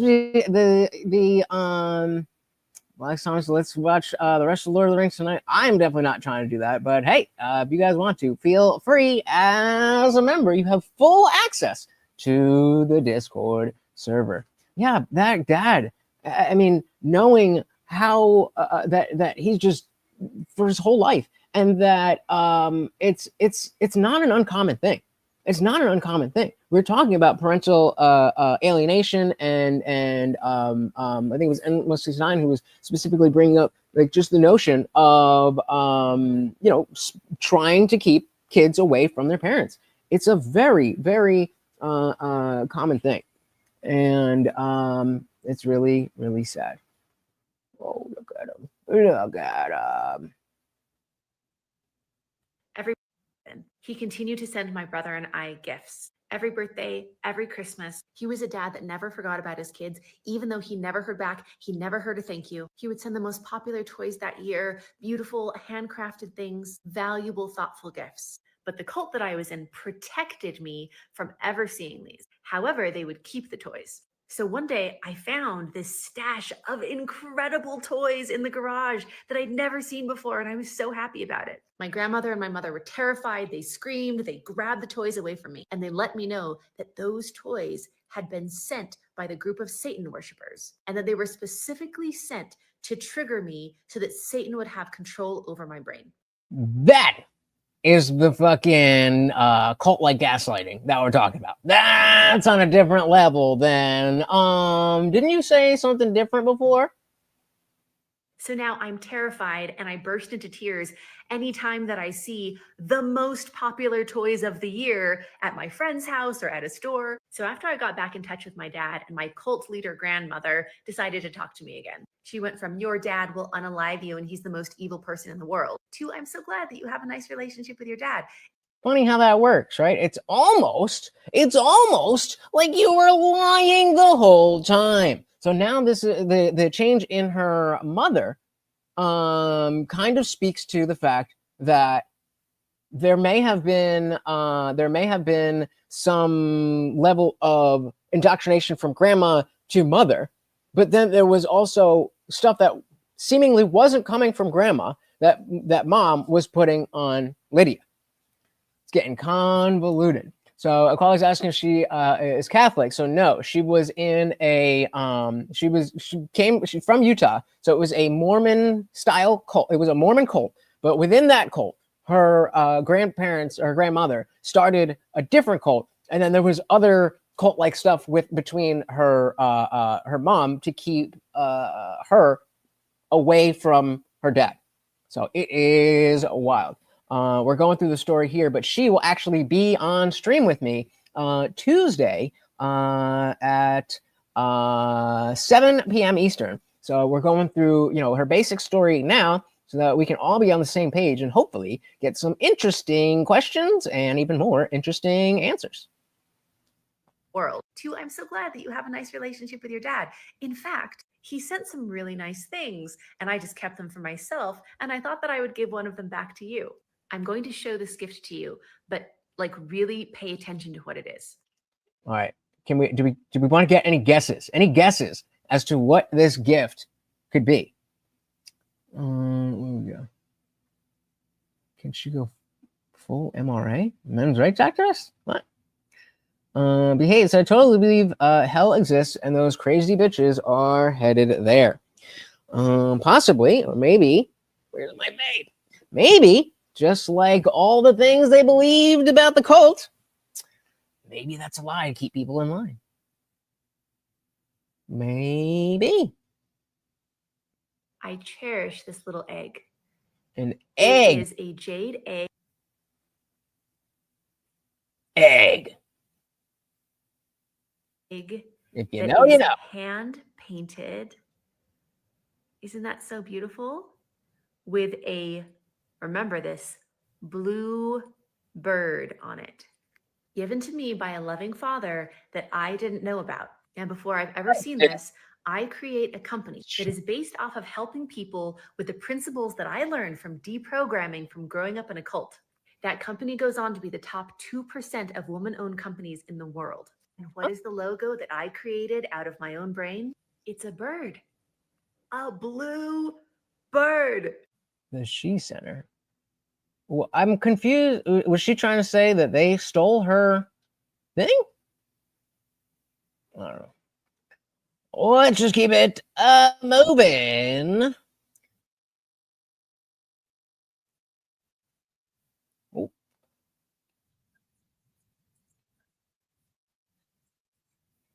That's on Ritalin. It was really annoying. Hold on. I messed up. Okay. Right here. Boom. Okay. She wanted to put. Okay. So the comment said, where am I? We're here. Well, let's do that. One DeVoe said, just got to make a note to ask her about the bluebird egg thing since I've got no idea as well. Yeah. So that is actually, we should all make a note of that. Word up. All right. And so here the comment says, I think you mentioned you were also homeschooled. When did you get to public school? My Mormon Sunday school teacher was the same person as my 3rd grade public school teacher. And she really wanted to put me on Ritalin. It was really annoying to her that I just cried every single day. And to be fair, I did. I cried all the time. But it was totally justified because I was told that if I wasn't perfect, followed all the rules, followed all the commandments, that if I was not perfect in every way, a satanic cult would find me and unalive me that day. That was when I went to school. There were lots of years where I didn't. And I want to celebrate with you just how hard I fought for an education. When you move in the middle of the night and you don't say goodbye to any of your friends, what happens is that it's hard to finish out a school year. So kindergarten through ninth grade, I was probably homeschooled for half of it. And then the years that I did go, they were like partial, I disappear in the middle of the year because the Satan worshipers found us. Dun, dun, dun. I bet you see that she still got a better education than the average kid anywhere in a public school today. Years. Let's be clear, homeschooled was no schooled. I would sleep in as long as I could. Then I would try to find some way at like 11 years old to financially support myself. Jesus. She was just out there. Quantag said, I thought she was saying that it was a coincidence that her father gave her a bluebird she didn't know about, but she created her symbol for her. Okay, so it was her company. Okay, I think I missed that part. So she was saying that before she knew about the egg, she made the she center was hers. And yeah, severed heads and quality. Yeah, so you're saying that throughout her life she created the logo, and then later she got the egg, and that's why it's a serendipitous. That sounds right. I missed that piece that it was her company. Well, thank you for clearing that up. Box said, "Kids that want to learn will get their fill." I don't necessarily agree with that. I mean, what does that say about like inner city kids who grow up in an environment where school is not cool? Like they might want to learn, but they might want to not be made fun of more than they want to learn. So I don't know about that. Thinks I wonder if there's a small, tiny part that worries about the punishment of a fake fake Satanist getting her. Yeah, since she believed for so long, it's possible.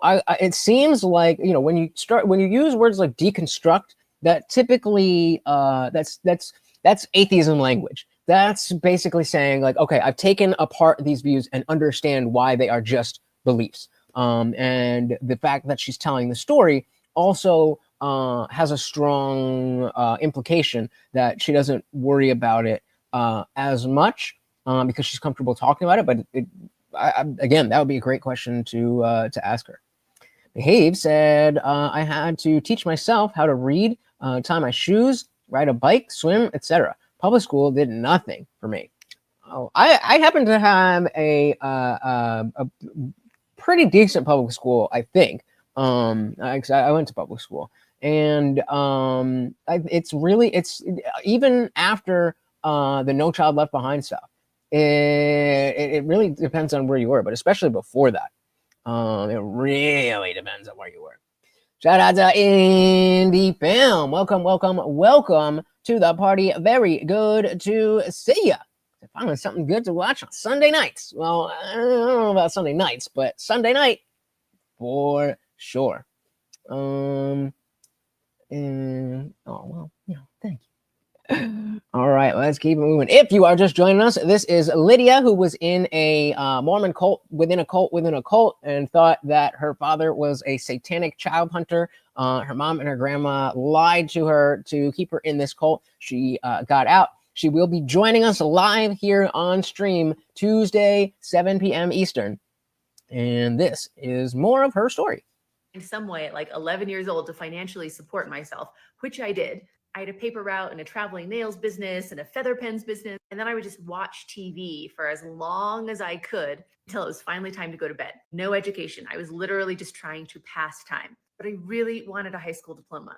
So I find a charter school that's near me. I take the money that I've earned to buy uniforms. I find someone old enough to drive that I can carpool with every morning. And I get myself to high school and I graduate in 3 years. I work super hard. I get a full ride scholarship. Damn. Yeah, I'm going to celebrate. I graduated summa cum laude, baby. And look at where she went. Brigham Young University.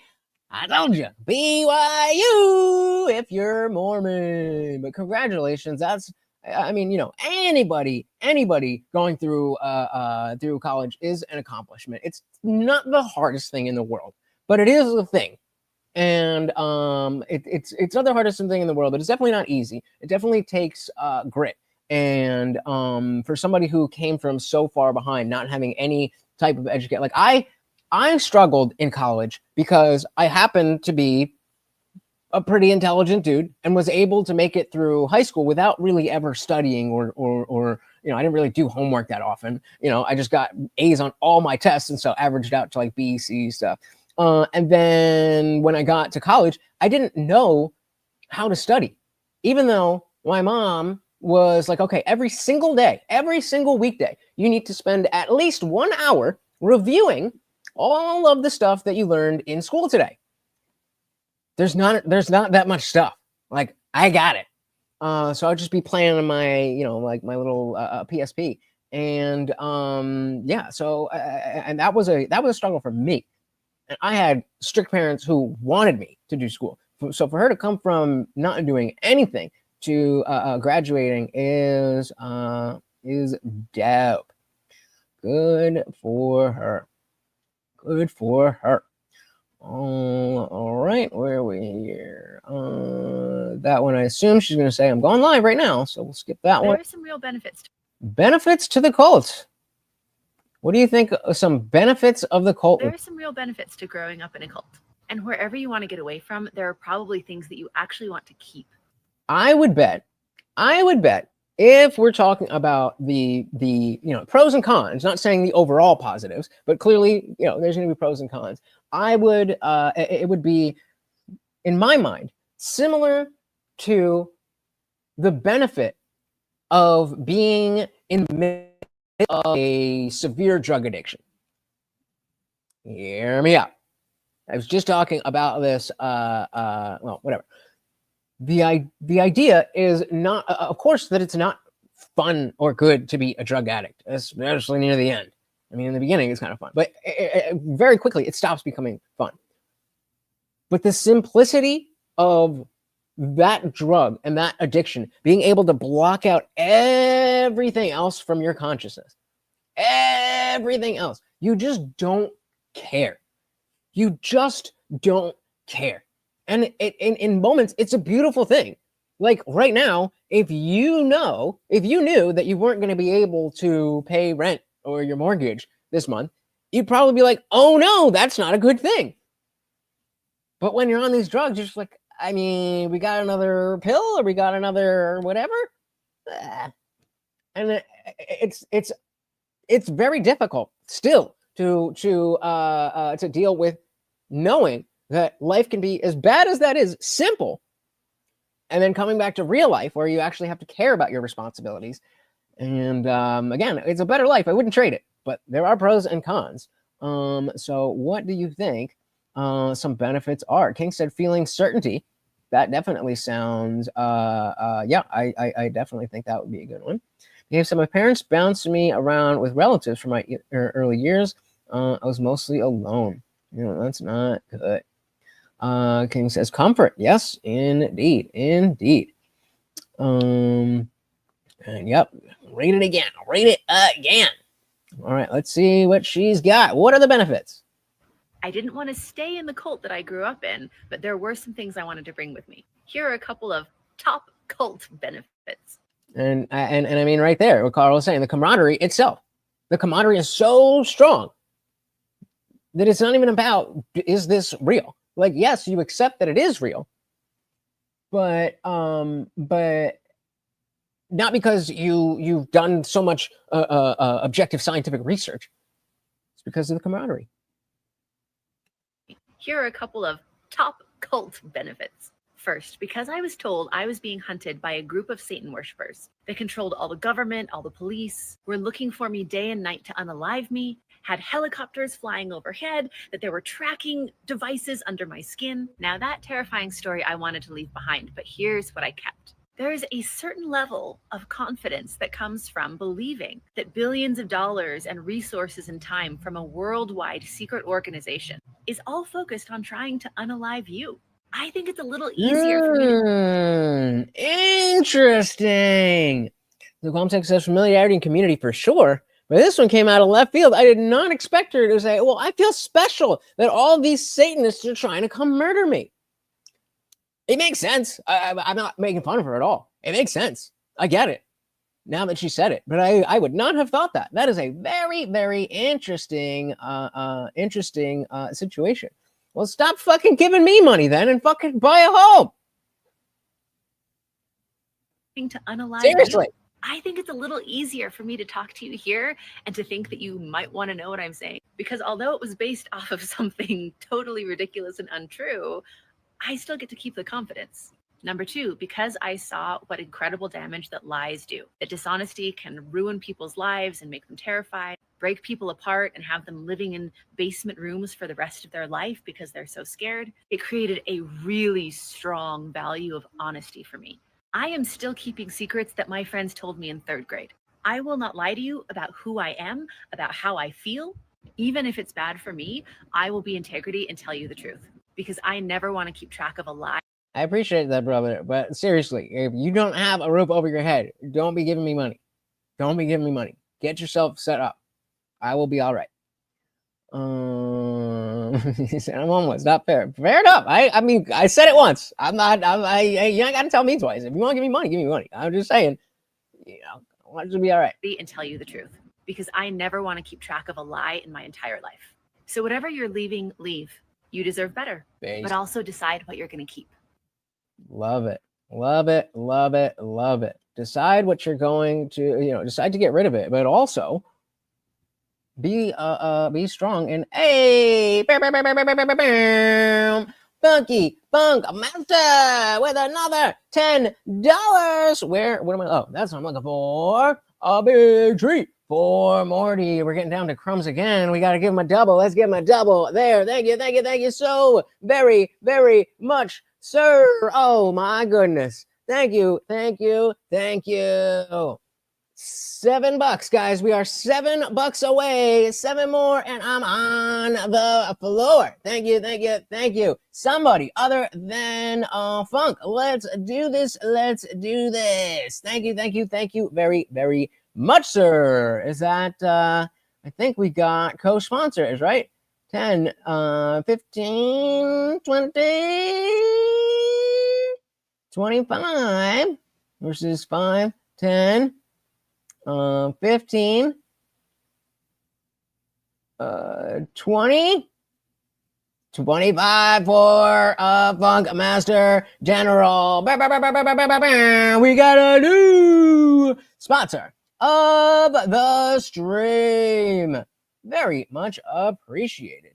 Funk Master General. Boom, bada boom, boom, boom. Thank you, sir. Thank you. All right, let's keep the party raging. This one's about soap. This is a story of how I was almost kidnapped by a satanic cult the day. She was almost kidnapped. This is a story of how I was almost kidnapped by a satanic cult the day I was born. Hey, Mr. Homeless, but not quite poor. Box with another gifted membership. Thank you. Julius, congratulations. You are now a member. Make sure you join the Discord so you can get all of your goodies. Thank you so very, very much, sir. And look at that. Indie film taking us over the mark. Okay, how should we do this? Let's do this. Let's get Morty his treat. No question, no comment, just pure love of the game. Come here, bud. Oh, thank you. Hold on. All right, so we need our creator mix rock. Hold on. I'm not prepared. Hold on. We got this. Okay, boom, boom, boom, boom, boom, boom, boom, boom, boom, boom, boom, boom. Yeah. All right. This is the slow stream, guys. Because you guys were so amazing, you now get to watch me get on the floor and try to do push-ups. We're starting at 15, but as the goal gets better, as we continue hitting the goal, rather, we will keep moving up. I suggest you pay yourselves, guys. Let's do this. Everybody needs some push-ups. Let's do it together. Ready? Here we go. 1, 2, 3, 4, 5, 6, 7, 8, 9, 10, 11, 12, 13, 14, 15, and 1 for good luck. There we go. There we go. Thank you, thank you, thank you so very, very much, guys. I really do appreciate not only the fact that you guys are donating, but that you care enough to make me healthy. You know, my lazy ass ain't gonna work out without you. And even those 15, 16 push-ups, I'm out of breath. But you guys care. And that means the world to me. Thank you, thank you, thank you so very much to each of you. And for Indie Film for putting us over the mark. Unwanted Foe putting his piece in. We had King starting us off. And of course, our boy Box with the gifted memberships. Can't forget about Carl's Frosted Tips. Thank you all so very, very much. We're not done. We're not done. We just had to take a swole break. Thank you, thank you, thank you. There you go. Yeah, absolutely. Every single cent makes a difference, dude. Every single cent makes a difference. I'm not being facetious. Like, money is money, guys. $1 plus $1 plus $1 plus more dollars is more dollars. So every single cent counts. Thank you, thank you, thank you. And of course, if you want to get around the YouTube taking your money and our money, you go straight through Venmo or Cash App at TheIndianJesus or $IndianJesus. Either way, thank you, thank you, thank you so very, very much. What else? Yes. And Gomtech said, pray yourselves. You can pray yourselves too, but paying yourselves, part of the swole stream. Exactly. Behave, understands. There we go. There we go. Ooh, that's a smart one. That's a smart one. All right. Shout out to King Nirvana. I guess we know what tomorrow's goal is gonna be. Yeah, I definitely need a pull-up bar. Yes, shout out to Mr. Indie Film with the $10. Very, very much appreciated. Zach Guanzek saying we got something over here, over here, over here, over here. What you got for me? What you got for me? Of course, they never show me the thing. No, you usually go with this one, right? We looking. Yeah, Funkmaster is super fucking generous. Absolutely the number one donator, the number one supporter of this channel. Guamtech, where did you put that? Let me know. I got my shit open. We'll see if it comes up. So on YouTube or Rumble, they take 30%. If you go through PayPal, Cash App, Venmo, then that's all me. So every little bit of super chats pays YouTube or Rumble a little bit with the Rumble rants. But of course, it's fun to have the messages up here and stuff. But that's up to you. If you know that's more taxes. So if you want to give your gift the way you want to give your gift, that is the way to do it. Thank you so very much. And oh, look at Unwanted Foe sharing the video. Oh, you guys are amazing. Tech, let me know if there's something I missed. Thank you, ladies, gentlemen, and all. Oh, there you go. 15 push-ups. There you go. Paying yourselves. That's what it's all about. Getting it. Oh no, my thing messed up. Where'd you guys go? I can't see my chat anymore. All right, let's get back into the crazy stories of this lady. Thank you again. Very, very, very much appreciated. Where are we here? Talking about soap. What could this possibly be about soap? That's a good question.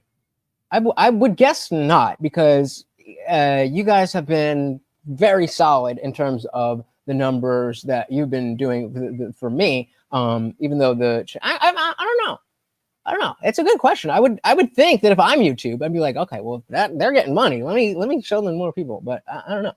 I'm allergic to avocado. No. I was working at Panera, and it was like, I don't know, whenever avocado started being super popular, and we had to test all the new sandwiches, and one of the sandwiches had avocado in it, and of course I go to take a bite, and I'm like, I might be allergic to avocado, and indeed I was.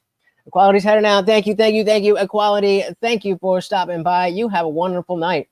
Let's dive right back in, guys. Here we go. This is a story of how I was almost kidnapped by a satanic cult the day I was born. My mom goes to the hospital and has a baby. That baby was me. The baby would have been safe. She could have kept her baby if it weren't for her nurse being a member of, dun dun dun, a satanic cult. How did my mother know? Number one, the nurse was not white. Number two, after my mother had the baby, the nurse sent her to take a shower. And instead of giving her regular soap, she gave her cult soap, also known as enema soap. Now, what you need to know about enema soap is it's very slippery. And the satanic nurse knew that if she sent her to the shower with especially slippery soap, the satanic nurse would buy some time to kidnap her baby. Because instead of keeping her baby safe and tending to the baby, she would be running around the shower, just chasing that slippery soap. Luckily, my mother was privy to the ways of the Satan worshippers. And she's like, I see your satanic schemes. I'm not even going to take a shower. I'm going to go. Guys, guess what? Allergic to bananas. But I wasn't always allergic to bananas. There was one day, real quick side quest. For those of you who know Akon, shout out to Akon, my best friend back in the day. He was selling weed, and it was summertime. He would just pick me up from my house. We would drive to his first customer. First customer would buy, a dub. They'd roll it up, and we would all smoke. Then we drive to the next house, and they would buy a dub, and they'd roll it up, and we smoke. And then we, around, and that was the whole day. We'd just be smoking like 10, 15 blunts a day, just driving around to different spots and good times, very good times. And so one of these days, that was the plan, and I hadn't really eaten, so I've been eating bananas all my life. I brought a banana with me. We went to the next neighborhood. By the time we got to where we were, I was halfway done with the banana and got that weird, because it's not like a deathly allergy. It's just like my throat will start to close up a little bit and I get like a little bit itchy. But I don't know what happened. I never used to be. It's bananas, avocados, and certain nuts. What's like a pub? Oh, that. Yeah. It was awesome. I was like, oh, they're doing that? I was like, oh no, just living in the past. Yeah, exactly like that. And because of the fact that we didn't have to he was making money off the deal, but I was just chiefing on for free. All right, enema soap. I guess that's the whole story there. Go save my baby. And she did. And in fact, I was not kidnapped by the nurse that day. Satan's plans foiled again. And that is why I grew up in a cult that was constantly running from a satanic cult. Be safe out there, kids. Keep a grip on that soap. I've been answering a lot of questions about growing up in a cult. This one says, Lifetime. This is a series we'd watch. I mean, clearly we're here watching it, so Lifetime, get your money up. No more nanners for me. I mean, it doesn't hurt. King say, fuck avocados with banana. That's a real shame. The beauty is that I can eat banana bread. If they're frozen, then there's whatever I'm allergic to breaks down. And so I can have banana stuff. I just can't eat fresh, raw, whatever, bananas. Right. I have been answering a lot of questions about growing up in a cult, but I'm going to answer the question that I want someone to ask me, which is, how did you go from your grandmother being a cult leader that always told you that you would be instantly unalived if you were ever found by the group of Satan worshipers that have been hunting you your whole life, that is led by your father, to once I found my father and learned the whole story of my entire childhood was a lie. Yeah. How did you get from there to here? My cult leader grandmother went from screaming when I found my father of "you've killed us all" to "Oh, I'm so glad that you found your dad and you have such a great relationship." And I know the answer because I asked her. And here's the thing about a lie is you can make it up any way you want. So this is her answer. "Oh, your father was also abused by Satan worshipers, and they split his personalities into thousands of different personalities. So there was one personality that put needles in your eyes and broke your spine and passed you around with his friends for all of the grape. But he had nice personalities too. So all of the fasting and praying that everybody in our cult was doing for years called in a miracle from the Jesus. So From the Jesus, oh, the Jesus. his evil child torturing personality just went away. And now you get to know your nice dad with all of his nice personalities." Cult leader Gma just does not skip a beat. Damn, girl. She is on it. She is on it. I guess I don't really need the 2 tabs open if I'm just going back and forth, right? And look how far we've got. All right, we're on the second to last roll here. The second to last row. I dated this guy who was colorblind. And Ooh, colorblind? Like he couldn't see colors, or he didn't care that you were Asian? Oops. So I dated this guy who was colorblind. And you know what he chose as a career? He became an artist with all the colors of the rainbow. I am so proud of you. You keep on telling us about those books. Oh, okay. That was a short one. All right. Are we done? I know there's more. Okay. I was going to say, I know there's more here. I don't know what that is. We want to skip that. Cult money. How does money work in a cult? I can tell you how it worked in our cult. Please do. How does money work in a cult? I can tell you how it worked in our cult. There was an unspoken rule that whoever has the money gets to make all the decisions and has all the power. Yeah, that's kind of just a rule of life, but fair enough. My master said her dad's like Gollum and Smeagol. I get that reference. All right. What's a colorblind game? And fortunately for Gma, that was always her. And I was constantly reminded of this growing up. Yikes. Get it up, brother. You have a good one. The story was always that I should be grateful because my cult leader grandmother and my mother that had revelations from God about a satanic cult that was chasing us and that our lives were in danger all the time. That the only reason that my brother and I had escaped the clutches of the satanic cult is with the power of a lot of money. There was a 5-year custody battle where they were finally able to get full custody of us kids, despite my father very much wanting to raise his kids. But they just kept taking him to court over and over and over, accusing him of all of these horrible things that there was no proof of. And they finally found a judge that was like, okay, let's just give the kids to these people for no reason. Have fun at the cult, kids. My grandmother kept track of how much we would have been paying in rent, how much the worth was of every single gift that she ever gave us for Christmas or birthday, the value of every meal that she spent her money on taking us out to eat. She had a whole running list, and she updated me to the penny of just how much I should be grateful to her.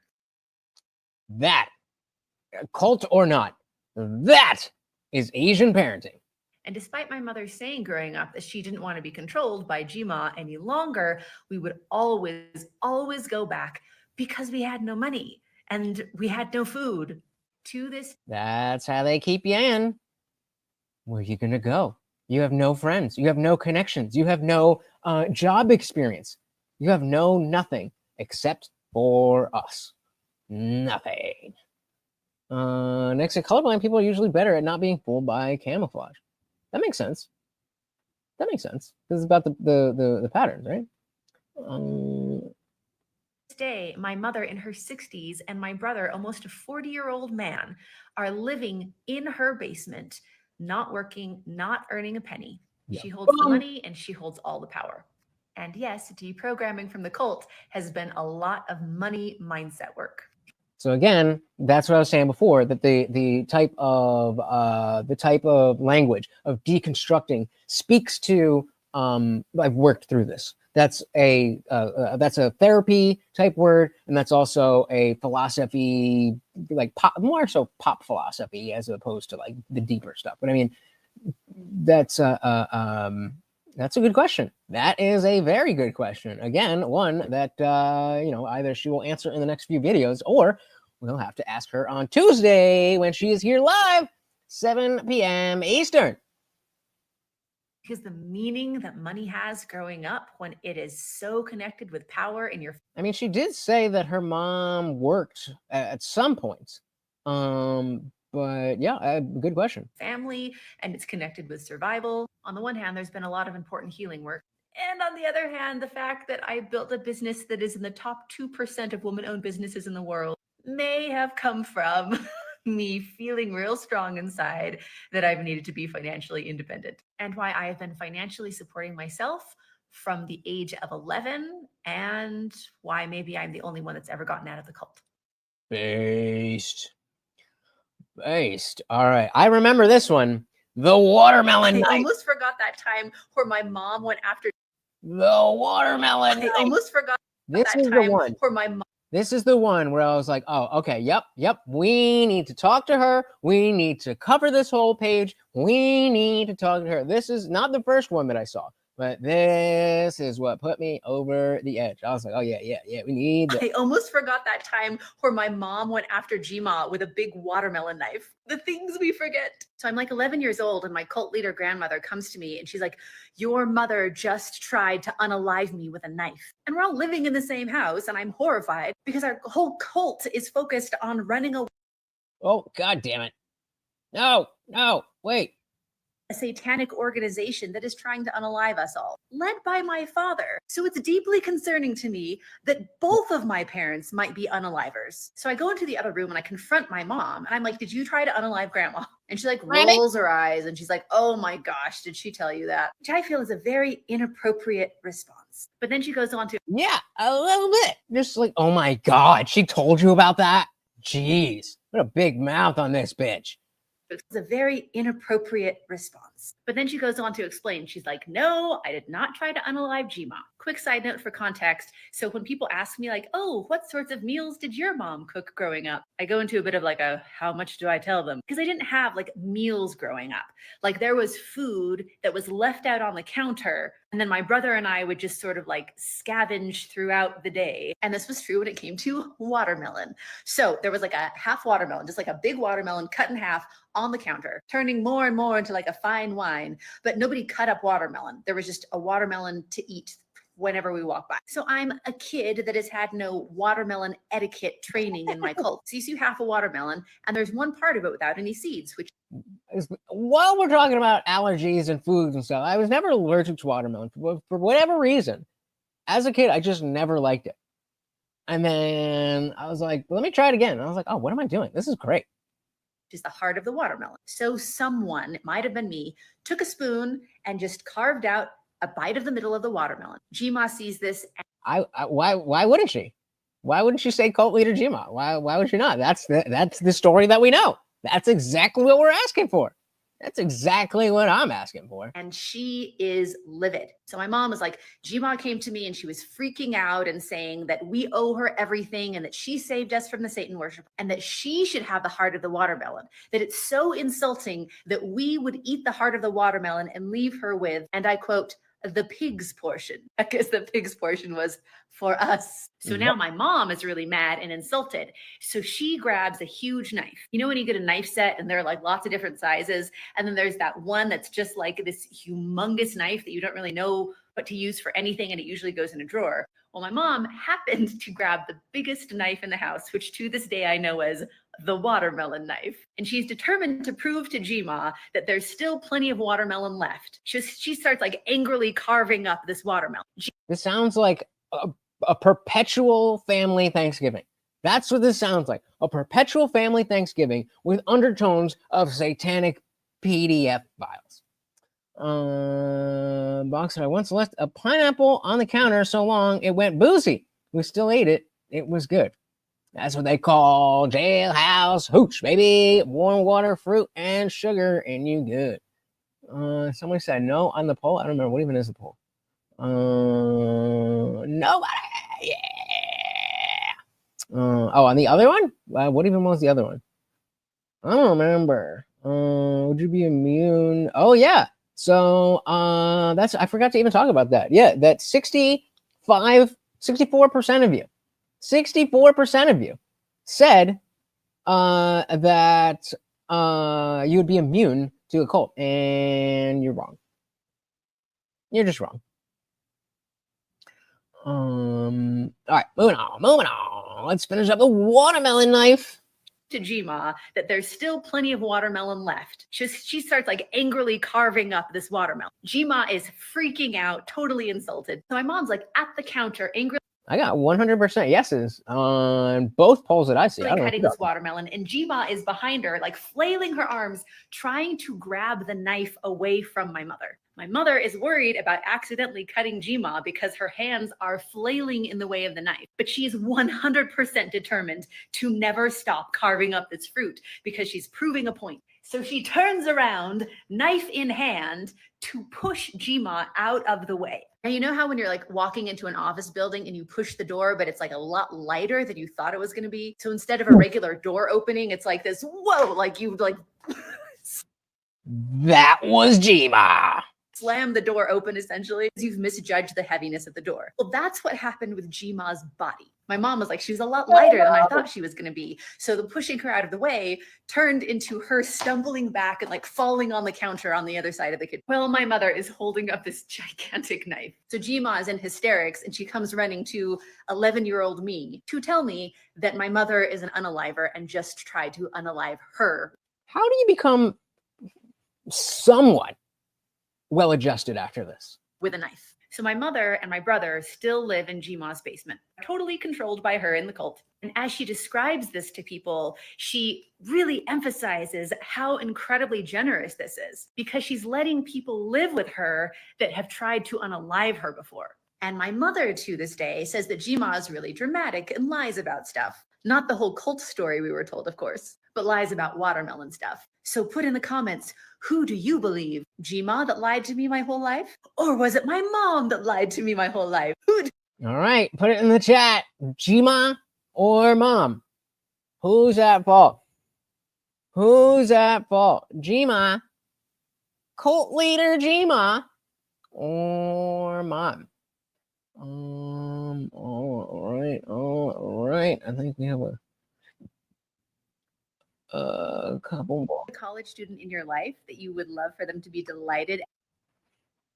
This might be. If there's a college student in your life that you would love for them to be delighted and happy on the first day of class, I'm going to share with you a super weird thing that I've never heard of anyone else doing that brought me a lot of joy. So you know how textbooks are really expensive. The university that I went to had like a bookstore where you got your textbooks from, but it also had like other stuff like fudge. Spot on, brother. Spot on. Blades are forged through fire. Absolutely. Yeah, and it definitely goes to the person. They're both at fault. They're both at fault. Both those lying cults. I think they're both lying. Probably. She probably still is like, I mean, I got some rendition of the story, but who knows who's telling the truth. Fudge and pencils or other stuff that's in a bookstore. And there was this price threshold on things that you would buy, where if they were over a certain amount, then you could get it gift wrapped for free. And the price of a textbook was way over that threshold. Now, I know this is not environmentally friendly, but I grew up Mormon, so I didn't even know that word. So I would go and buy all of my textbooks and take them in a big stack to the gift wrapping counter. I would have... no offense, but I don't really care. Let's see. What happens when we die? Oh, yes, I believe it so strongly. I tattooed it across. So who was asking before about, is she an atheist? Oh, yes, I believe it so strongly. This comment that she's replying to, where am I? Too big. Nope. This comment says, do you have a current belief or religion that you follow now? And the caption you can see down here, or that I just blocked, says, what happens when we die? You said I'm basically a really good philosopher. I bet you are, buddy. I bet you are. Behave said, my fur baby is taking forever to poop. I'm freezing out here. Yep, it is cold right now. What's the temperature here now? It is. I mean, 36. That's not that bad. It was like 26 yesterday. What happens when we die, according to the person who was in a cult and is now being asked, do you have a current belief or religion that you follow? Oh, yes. I believe it so strongly, I tattooed it across my ribs. I said, shit, me too. Well, not my ribs, but tattooed it on my body. What did you tattoo on your body? And I will show you in a moment. Looks But like- first, I will tell you the tale of how I went from being raised in a cult in Mormonism, finding out everything I'd been told in my life was a lie, to being able to believe something so purely that it became a permanent fixture on my body. There's nothing quite like Mormonism to make you believe there is no God. I have known a lot of people who have left the Mormon church, and almost 100% of them went from Mormonism to atheism. It's not just Mormonism, it's all of monotheism. But continue. Seems like Mormonism is a bit of the end of the road. And same. Truth became extremely important to me. And because I could see no truth that pointed to the existence of God, I was like, no thanks. And although I was very happy. Behave. So this is such a huge misunderstanding. What about being an atheist makes you think that you would need to deny any type of experience? There's absolutely nothing about atheism that would require you to have experiences and pretend that they didn't exist. What the point here with specifically what you're talking about is let's just say unknown experiences. Because whether it was aliens or a spiritual thing or whatever it was, those experiences happen. Whether there is a God, there's no God, there's 5 gods, there's Allah, there's Yahweh, there's the sun god, there's Ra, whatever it is, whatever experiences you had happened to you. I've had my own spiritual and types of experiences without drugs, all that kind of stuff. I just don't automatically assume that they are a thing. They're just experiences that happen to me, and I don't know how to explain them. Nothing about being an atheist needs you to deny any experience that you have. Yeah, so do mine. The world's fucking crazy. We got some crazy shit, and that's exactly why I'm saying that it's not about denying them. Whatever it is, happened. Whatever it is, happened. The question is it what you are saying that it is? And that's why I wanted to move the word paranormal away from it. Because unless you can prove that it is, in fact, a paranormal experience, which, again, wouldn't have anything to do with religion, but let's just say you heard the voice of God. I've had experiences similar to that. I'm not, as an atheist, I'm not pretending that those experiences didn't happen. I'm just being more intellectually honest about I don't know what that was. And so instead of claiming, well, I'm going to assume or attribute it to this thing that I don't know, I'm just going to say, I don't know what it is. There's absolutely nothing about atheism or agnosticism or any of these things that has to do with experiencing things and then pretending that they didn't happen. That is not anywhere close. That is, I mean, kind of almost, well, to me, that's almost the opposite of what atheism is to me. Because atheism is a rigorous adherence to only claiming what you can verify. And so it's not that it didn't happen. It's just that you can't verify exactly what the happening was. That's the difference. Thank you, brother. Yeah, shout out to Matthew King. So the truth is always stranger than fiction. I mean, yeah, to even think that our minds could just guess what the universe is and how all these things work. Like, how would you know what it is? How would you know how to think of something so fanciful? Whatever you can think of is within the realm of what humans can think. It's so crazy to think that this is what humans could think, but what actually happened is way out here. That's what it's about. It's not about denying any existence. And again, atheists are individual people. So atheists may choose to deny things that have happened to them and pretend that they didn't exist because it makes it better for their arguments or whatever. Exactly. King Nirvana. Exactly. Your experiences have multiple reasons. It's not automatically God. It could be God. But claiming that it is where you take on the philosophical burden of proof. Now, when you say this is a thing, then you have to prove that it's that thing. Instead of just saying this happened, I experienced this. Well, now nobody's gonna say, you know, that didn't happen to you. Well, again, so maybe somebody will, but they're a fucking dick. They don't fucking know what happened to you. And so atheism, again, it has nothing to do with denying reality. It's specifically trying to get at what is reality. And those experiences are reality. Just claiming what they are without knowing is not the atheistic position. But thank you for the opportunity to explain that. Yeah, I'm with you. I mean, that would be cool, but well, give me some proof. Give me some evidence. All right, let's dive back in here. So what does she believe? Of God, I was like, no thanks. And although I was very happy to feel like I was committing to truth, there was a darkness in this chapter. Because although false, religion had given me a very clear purpose of why we're here. So I started waking up in the middle of I was going to say not to mention that safety blanket, but she was being chased by Satan worshipers. So maybe she didn't get that safety blanket. The night with these questions for the first time in my life, like, what happens after we die? I would walk into a coffee shop full of people and just want to scream at everyone, like, how are you okay with this? None of us knows what happens after we die. Yep. Whether you believe in God or not, that is a fact. And some of us have chosen to deal with that fact and go through the existential crisis and come out on the other side, realizing that, oh, even if I pretend that I know things that I don't know, even if I pretend that things are going to be okay when I don't really know what they are, that doesn't change anything.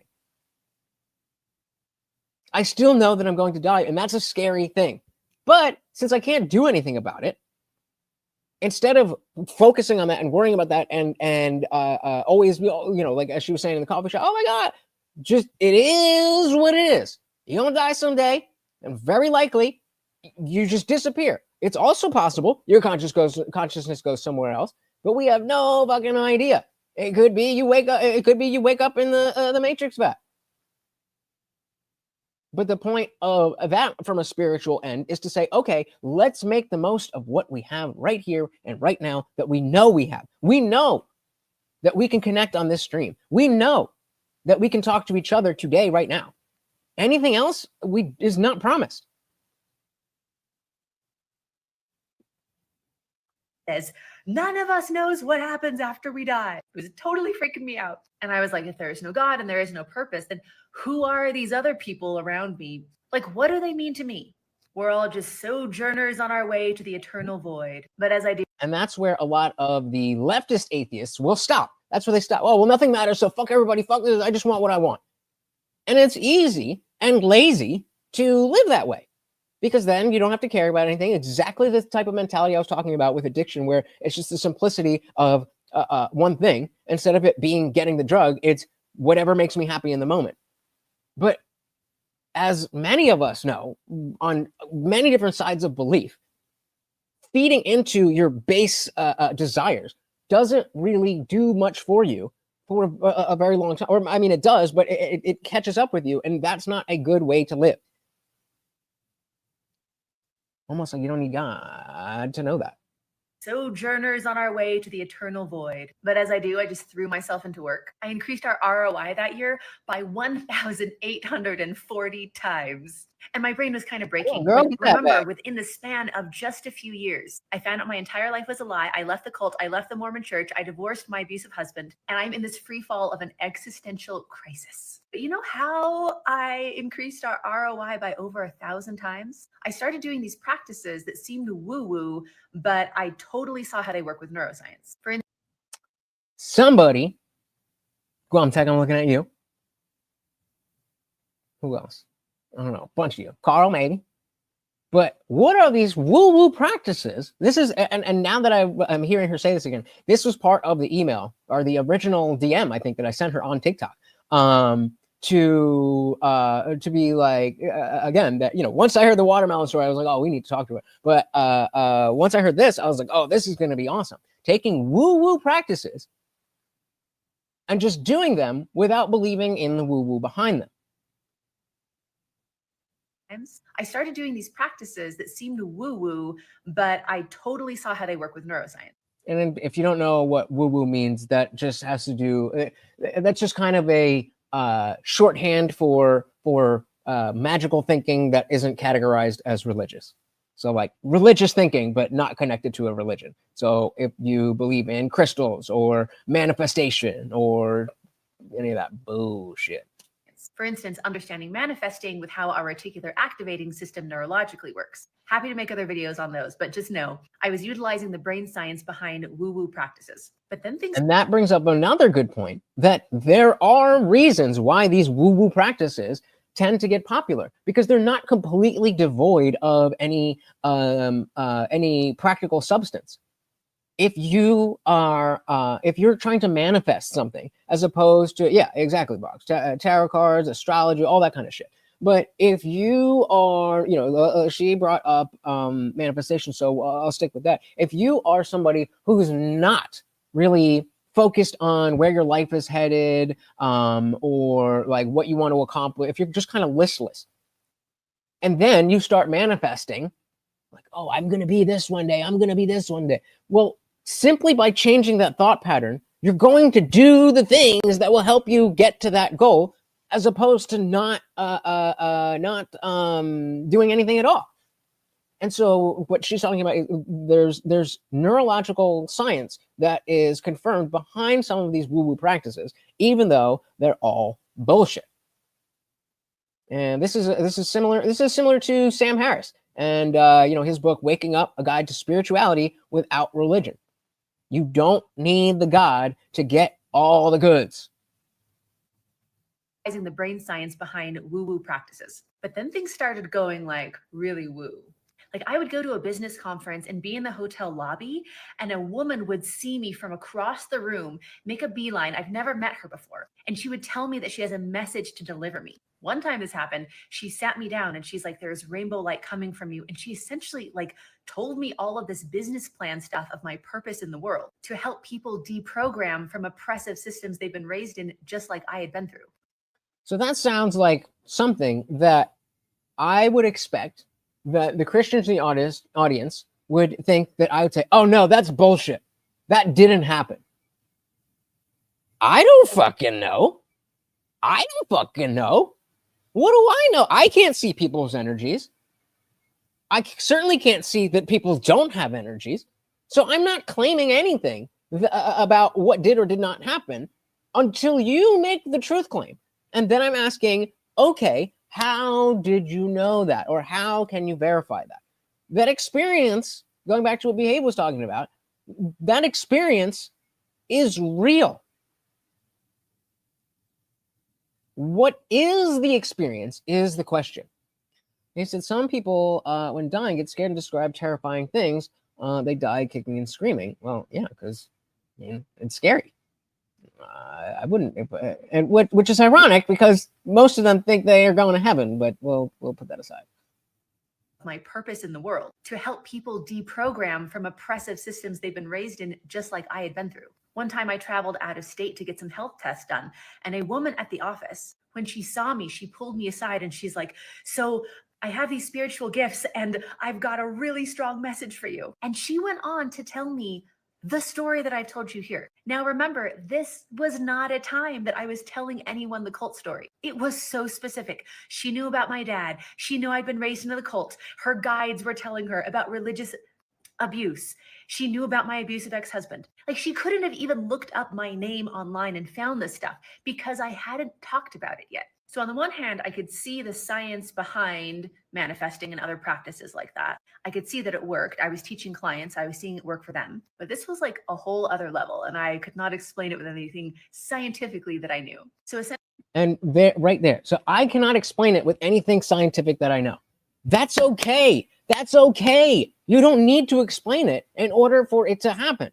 In order for it to, for us to say, I believe that it happened.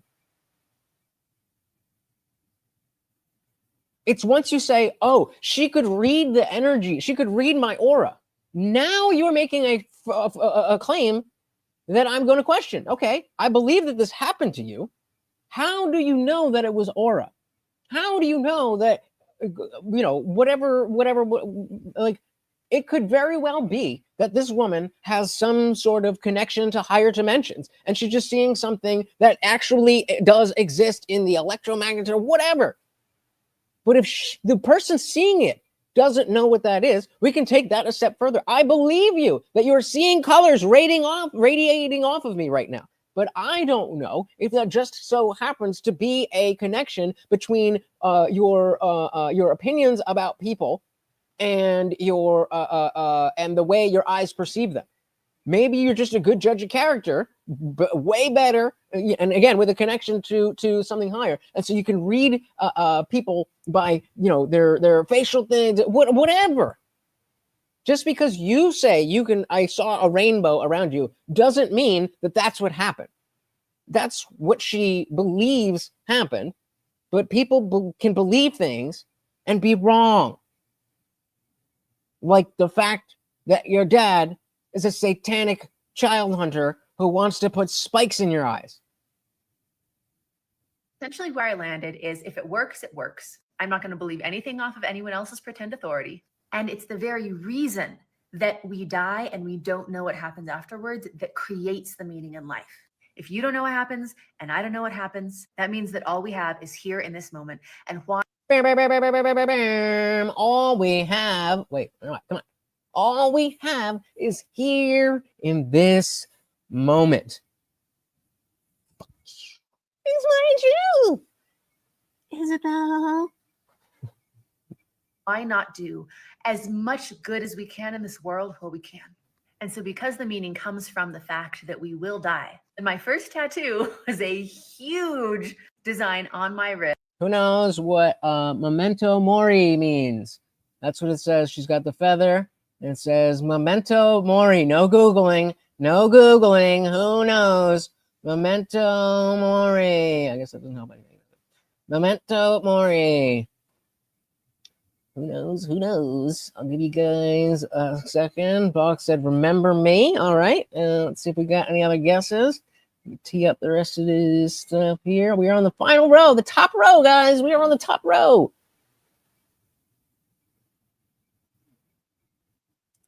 After death. Oh, remember me after death. There you go. You Googled. There's no way that you would just guess memento and then guess Maury. Come on. Hey, so we all have guardian angels, and some have fallen angels that follow them. You can't prove it, but I believe it. Some people have come back from death. Jamie Foxx described a dark tunnel. What am I going to say, though? How do you know they're guardian angels? How do you know they're fallen angels? How do you know they're angels at all? You can't prove it, then why are you claiming it? Why are you believing in something that you don't know? How does Jamie Foxx know what that experience was? I'm not saying he didn't experience that. The question is, how does he know that it was anything supernatural or angels or any of that? That's the question. That is why we should stay away from the language and just say it is what it is. Was a huge design on my ribs that says in a dead language, Latin, memento mori. Remember, you will die. And I put it on my ribs because I am reclaiming my ribs from the Adam and Eve story. Based. All right, guys, we are on the top row. Let's see. Another comment God reply. reveals to my mother that my father is dead. And what? So God reveals to my mother that my father is dead, and we celebrate. I'm sorry. We celebrate. Okay. So we got a bunch of sad faces. How are you so well adjusted or like healed from your great grammar on TikTok? How are you so well adjusted or healed from or healed? Your life is astounding. I can't help but feel proud of you. I mean, yeah, that's definitely a strong thing. I don't know, but I just knew what memento mori meant. I just knew that one. So yeah, how is she not well adjusted? How is she so well adjusted, and why is she not a mess? That my father is dead, and we celebrate. I'm sorry, Dad, and I love you so much. But remember, I didn't know the truth at this point in the story because I'd been terrified my entire life of the satanic organization that my dad ran. They would find me and instantly unalive me, like I had always been told every day of my life. And if my dad is gone, then I'm finally safe. I'm in college. I can live a normal life. I finally moved out of cult house and had roommates for the first time. Things are looking up. I'm going to school. I'm doing really well. That must have been quite the culture shock to just be going from being tucked away from society to in society. I'm going to BYU, which is like the Mormon university. Oh, okay. I forgot about that. BYU is not exactly the real world, but I mean, comparatively. One day after church, my bishop comes to me and he's like, Lydia, your dad reached out. He's trying to get a hold of you. I start having a breakdown, shaking, crying. I tell my bishop to not give him any information, that he's a stalker, that he's an unaliver, that I'm in danger. Don't share anything. I run out of the building and I call my mom and tell her what's happened. And somehow it didn't occur to me to be like, but God told you. My mom is freaking out. She's like, you're not safe. There might be people in your apartment from the satanic organization right now, ready to unalive you. Do not go home. I'm going to come and pick you up. So I start calling my roommates and being like, I'm so sorry, I didn't tell you, but I have a stalker and there might be dangerous people at the house and your life might be in danger. Bro, imagine getting this call. You don't really know this bitch. You just moved in with her. Like, oh, she seems nice. She seems cool. She seems whatever. Oh my God, get the fuck out of the house. Bruh. And again, we are talking about, actually, no. Okay, but I'm thinking about if this were happening here in Jersey, you ain't got guns like that. And there might be dangerous people at the house and your life might be in danger. Lock the windows, lock the doors. Sorry, roommates. So my mom drives up. I get in her car. We have this moment where we're... Why? Explain to me why. Explain to me why that's not based. Just so terrified and shocked, and we're trying to plan and know what to do. Luckily, God lets my mom know exactly what we need to do.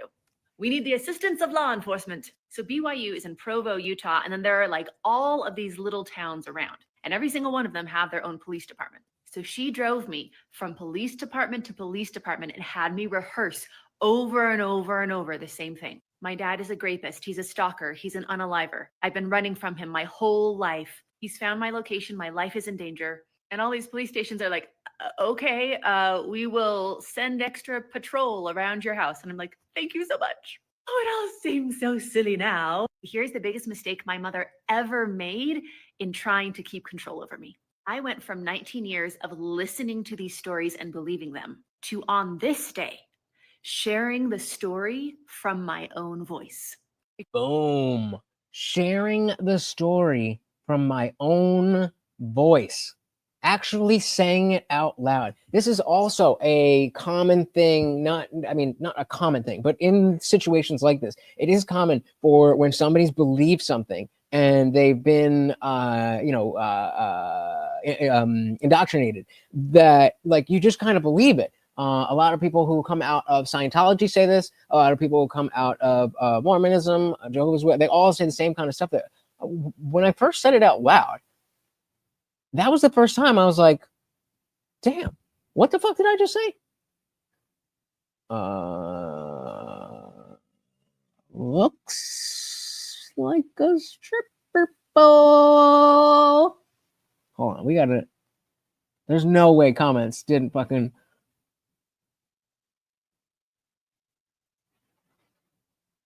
That's it. In 3 days, only 14 comments. Damn, we must be the only 15 people found this thing. It looks like a stripper pole to me, bro. It looks like a stripper pole to me. It's holding a nest. Okay. Yeah, I see the no, that's hooked up here on the wood. And it also, like, I don't know how well you can see, but you know how the stripper poles they spin. This looks like, it looks like there's a okay, I need to see myself to do this. It looks like there's a bottom with a thing. It looks like that, and then it looks like there's a bigger pipe that slides over that would be able to spin. Look at it! Just look at it! You got the base and a little bit, And then the rest of it looks a little bit fatter. So it looks like it's stripper pole. Definitely going on the list. We're going to have to, that's got to be a little bit later. We're going to have to feel shit out first. I mean, we're talking about former Mormon, so we'll see where it goes. I don't know if she's married. I mean, she said she had kids, so we'll see. But hey, we get there.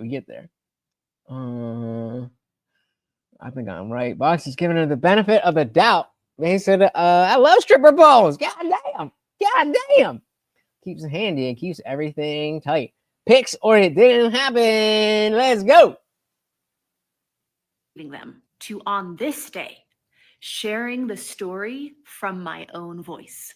Because remember, it was always supposed to be a secret. So this was a big change for me to be telling the story. And as soon as I heard it out loud with my own voice, I remember thinking like, whoa, I hope this is true. Like, these are really intense things to be accusing somebody of if they're not. Now that I say it out loud, it actually sounds a little crazy. And this, my friends, was one of the most important things I've ever discovered, because it was the beginning of me understanding how to work with my own brain to not believe the programming I've been raised with. And listen again, the phrasing that she used: work against my own brain to not believe the things. Let's say it again. Of me understanding how to work with my own brain. Work with my own brain to not believe the programming I've been raised with. To not believe the programming I've been raised with. The differences between other religions and cults are falling away. And this is such a kind comment, and thank you. Wait, what do you mean? This looks like this is the same room. What are you talking about? It's the same thing. It's just the camera's over here before. Now she's moving over here. And I really am okay. I am thriving. I don't know, maybe over 9,000 people deprogram patriarchy and diet culture and oppressive religion. And it's been one of the greatest joys of my life. And there's an internal freedom and peace that comes from deprogramming. And it's not about me being courageous or strong or having good mental genetics. Remember where I came from. It all comes down to one thing: is knowing how to deprogram from the programming that you are given that is keeping you back. Bingo.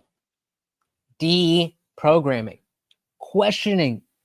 Believe nothing except that anything is possible. That includes everything you believe being false. That is possible.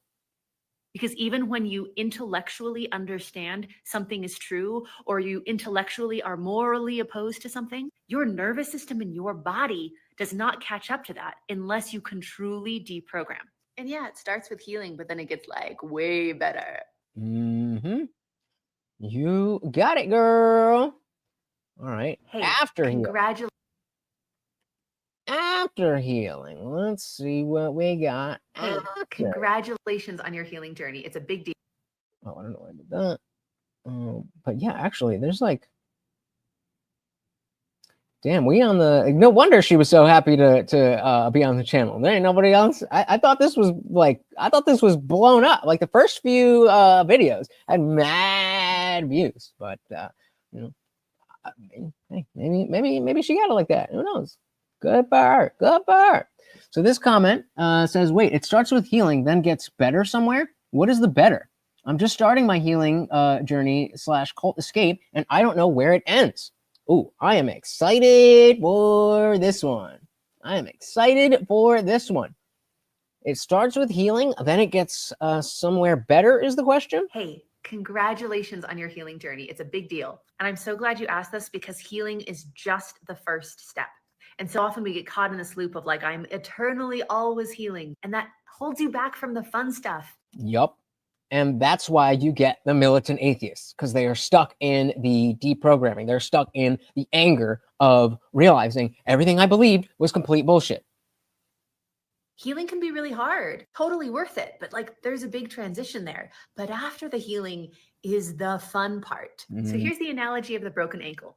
If you have a broken ankle, the first thing you must do is heal. And if you try to go for a run before your ankle is healed, it's going to take longer to heal. And the healing part is a little painful and it's a little inconvenient. If you prioritize your healing, it will be the most efficient way to heal.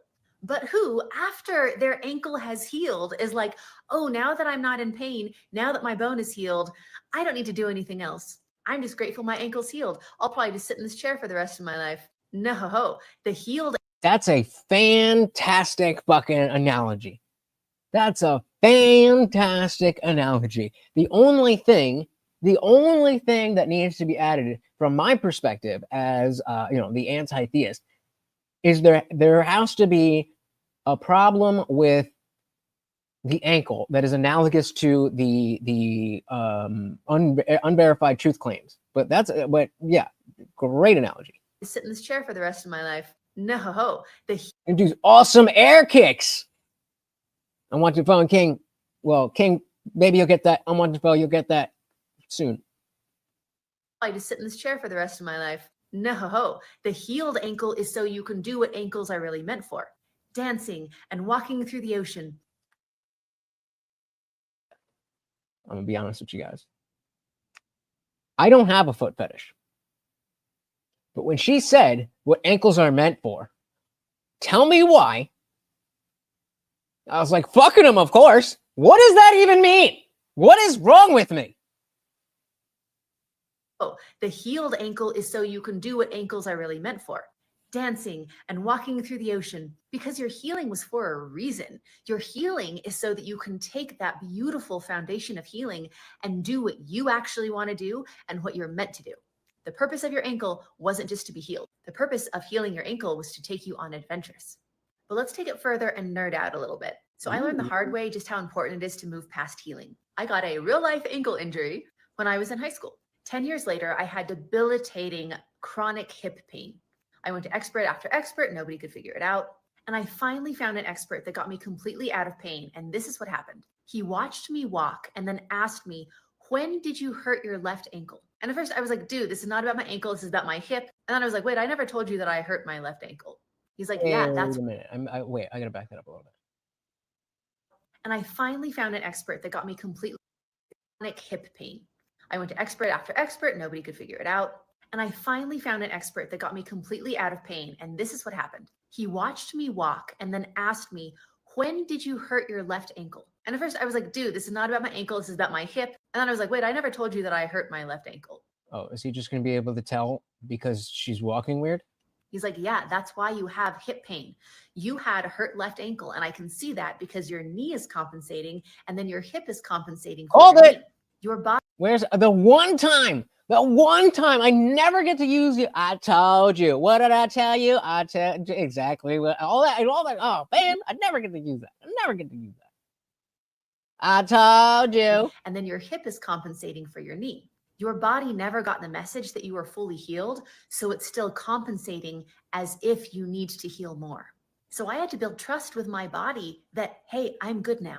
Just like we need to build trust with ourselves of, hey, I'm good now. And it doesn't mean that anything is perfect, but it means I am healed enough to start doing what I actually want to be doing, to live authentically, to build an identity that is my own instead of something that someone else has given to me. So healing is not just your first step. It's a really important chapter to own. I did it, and I'm not going to live the rest of my life reacting to that I have something to heal from. I'm going to own that I did the work, and now I get to do the play. Beautiful. Ah, shit. Hold on. Give me 1 second. I'm saving this particular video because of how well said that was. And I think I'm actually going to play that video. God damn it. For her and maybe get her to where am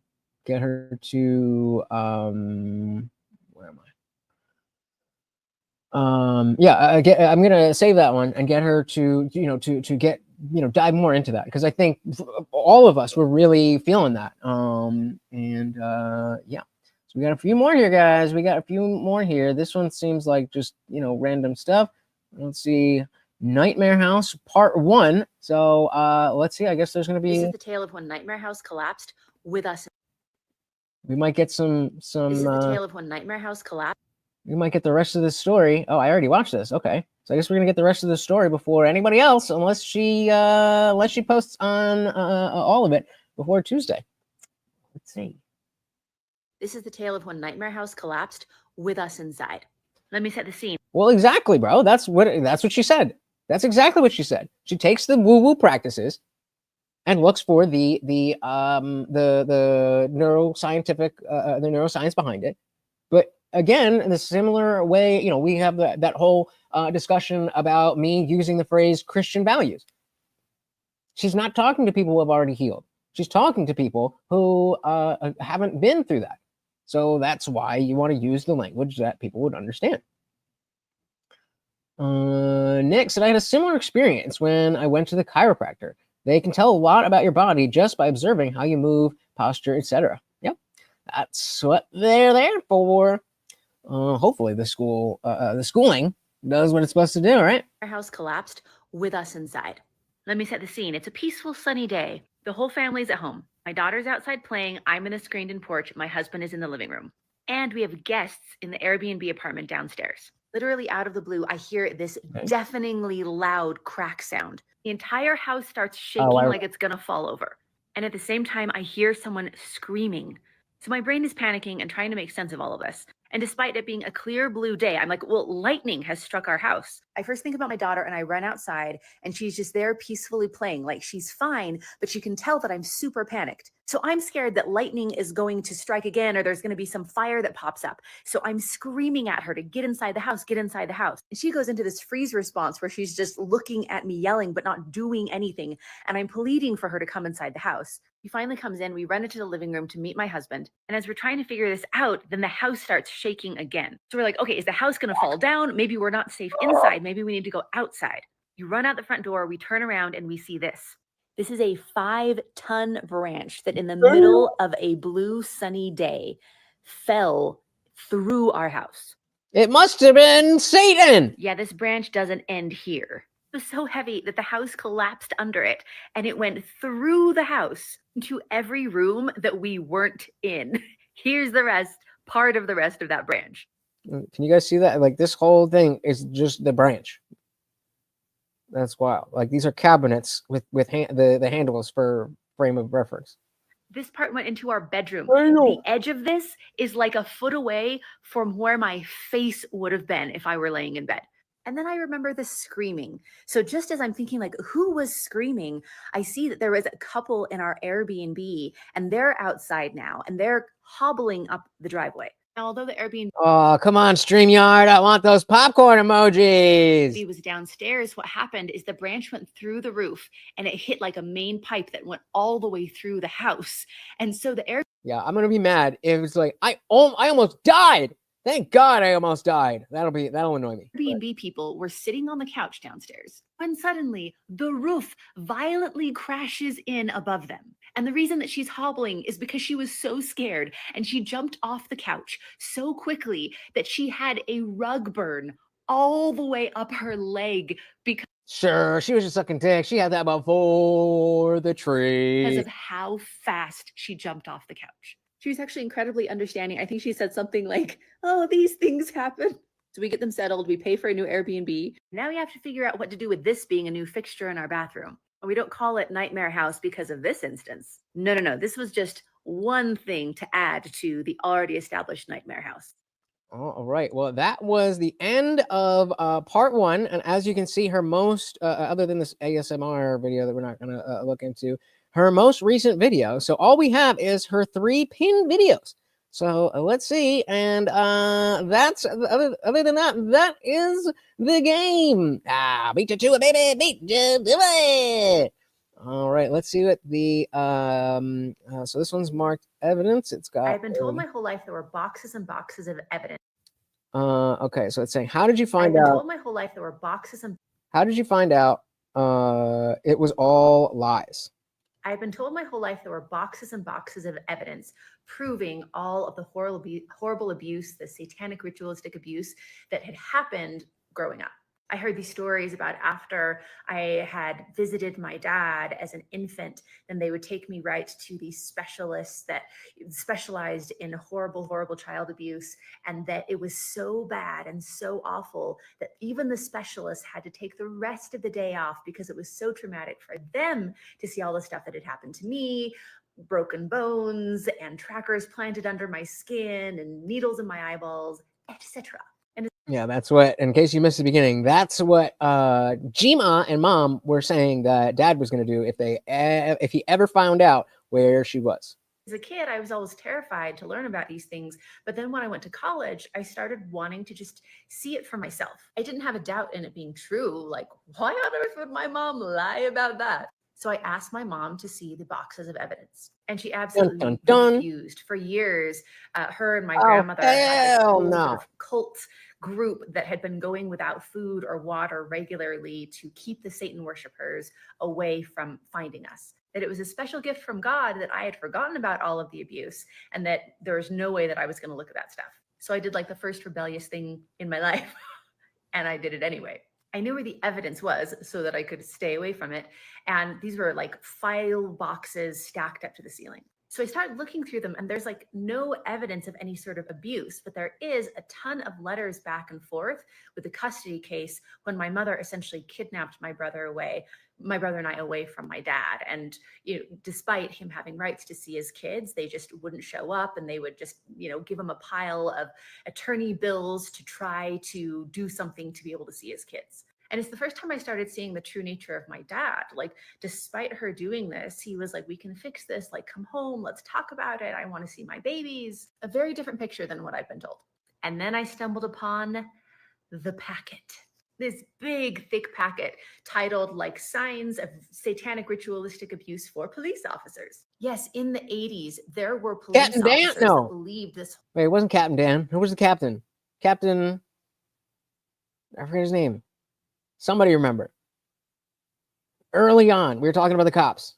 It wasn't Captain Dan. Dan was the teeth whitening guy. In the 80s, there were police officers that believed this whole story, and they were like looking out for Satan worshipers and their signs. So I open up this packet. It's not a packet about me. It's an informational packet Captain about all Darrow. the stuff that Satan worshipers do. Instead of baptizing children with water, they baptize them with blood. Oh, that's what I was told happened to me. They take them to secret locations to abuse children, but then heal them with the power of Satan. Wait, that happened to me. Page after page after page after page of a packet that wasn't about me, was just literally like they read this packet and then told me that those things had happened to myself personally. And for the first time, I start asking myself these questions of like, okay, that was a little jargon. And again, I think she's just turning around, and it's in maybe 2 or 3 different rooms. But that was jarring. Like, we do a skip. And for the first time, had happened to Here. myself personally. Oh yeah, see, this is the same room. She was sitting over here with this painting, and it's the same wood things.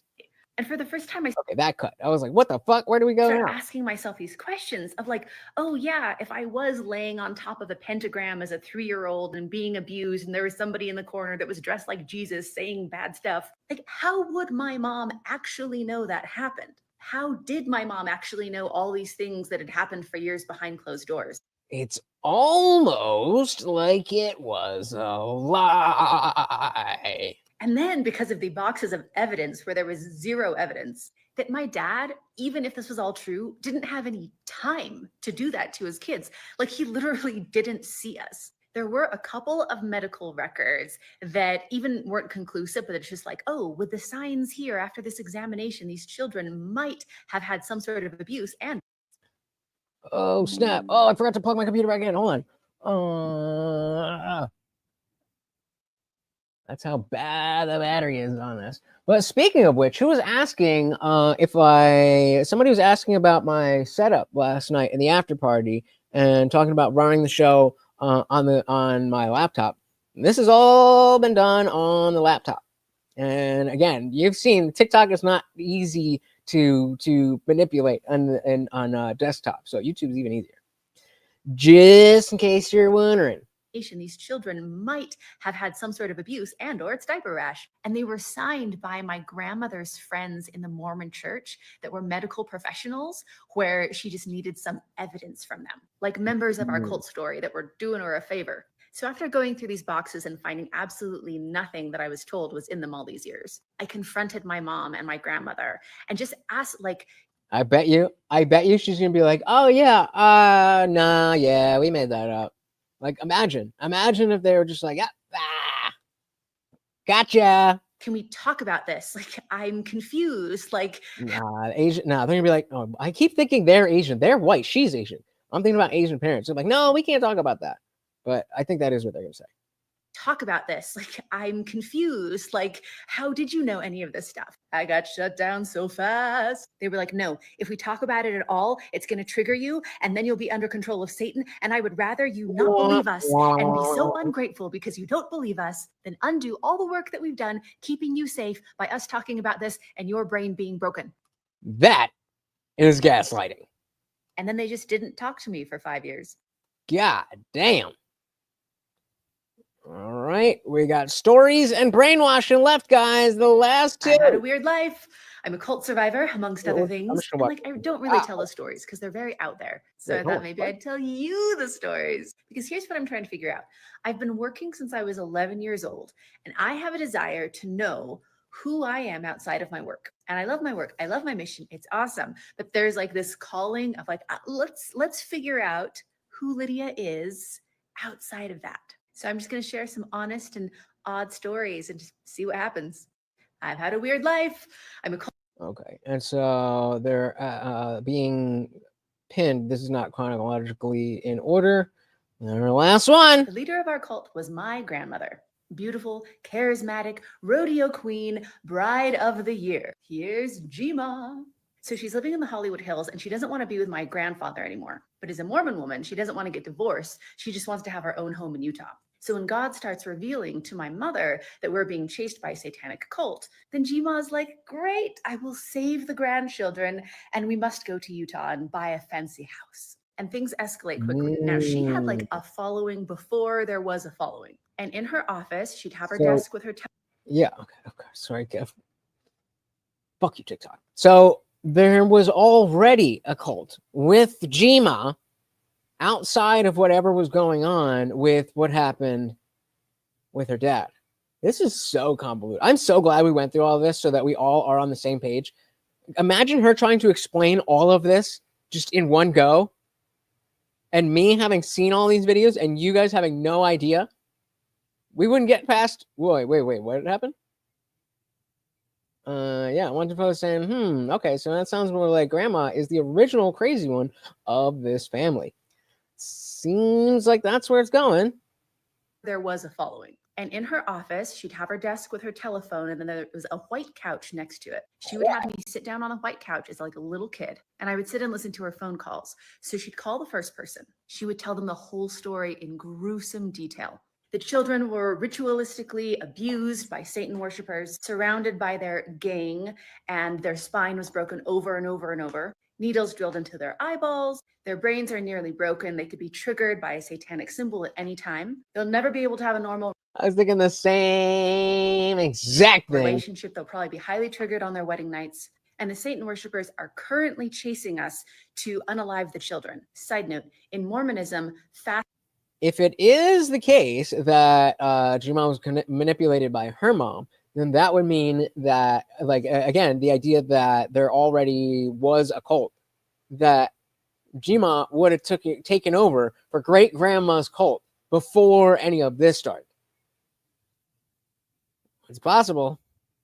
Fasting, going without food or water, is like a strong prayer. So then Jima would say, the only way the children will stay alive is because of your fasting and prayers. Then she'd hang up the phone, call the next person. This would go on for hours. And I would beg my grandmother, like, will you please not tell everyone in detail all these horrible things that have happened to me? And she would just remind me the only reason that I was alive is because all of these people's fasting and prayers. So during the week for hours on end, this was the ritual. The amount of guilt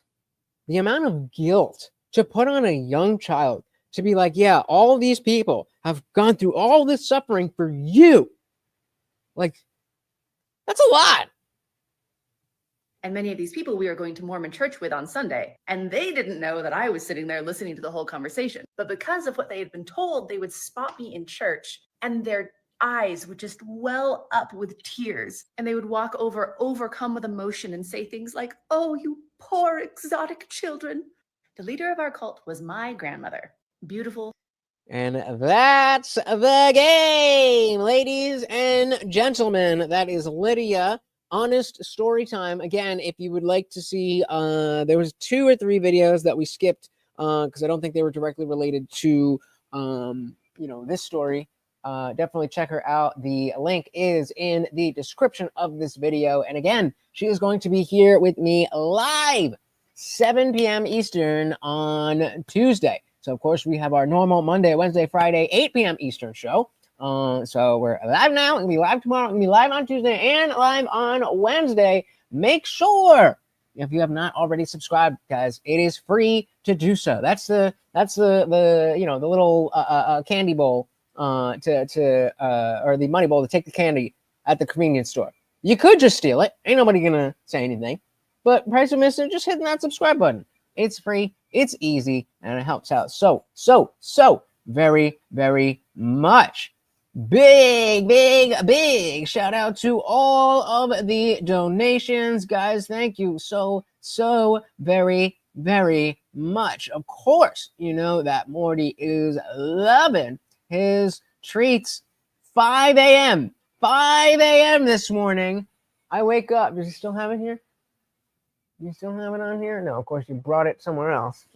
5 a.m. I hear motherfucker chewing on his goddamn peanut butter. And I was pissed that it woke me up, but I was happy that he was enjoying it. So thank you again, guys, so very much. I really do appreciate you hanging out. And again, I know that wasn't much of what we usually do. But I really do think it's going to make for a better show on Tuesday. Now that we've all seen all of that. And we don't have to have her, retell the story. And now that we have all a good understanding, unless somebody rage quit. But if you were here, then you gonna know. So thank you so very much, guys. I really do appreciate it. Once again, we got we got Morty, the Overlord, and I have been your host, Lutch, aka the Indian Jesus, here to resurrect the second coming of common sense. Until next time, guys, we are out of here. Peace.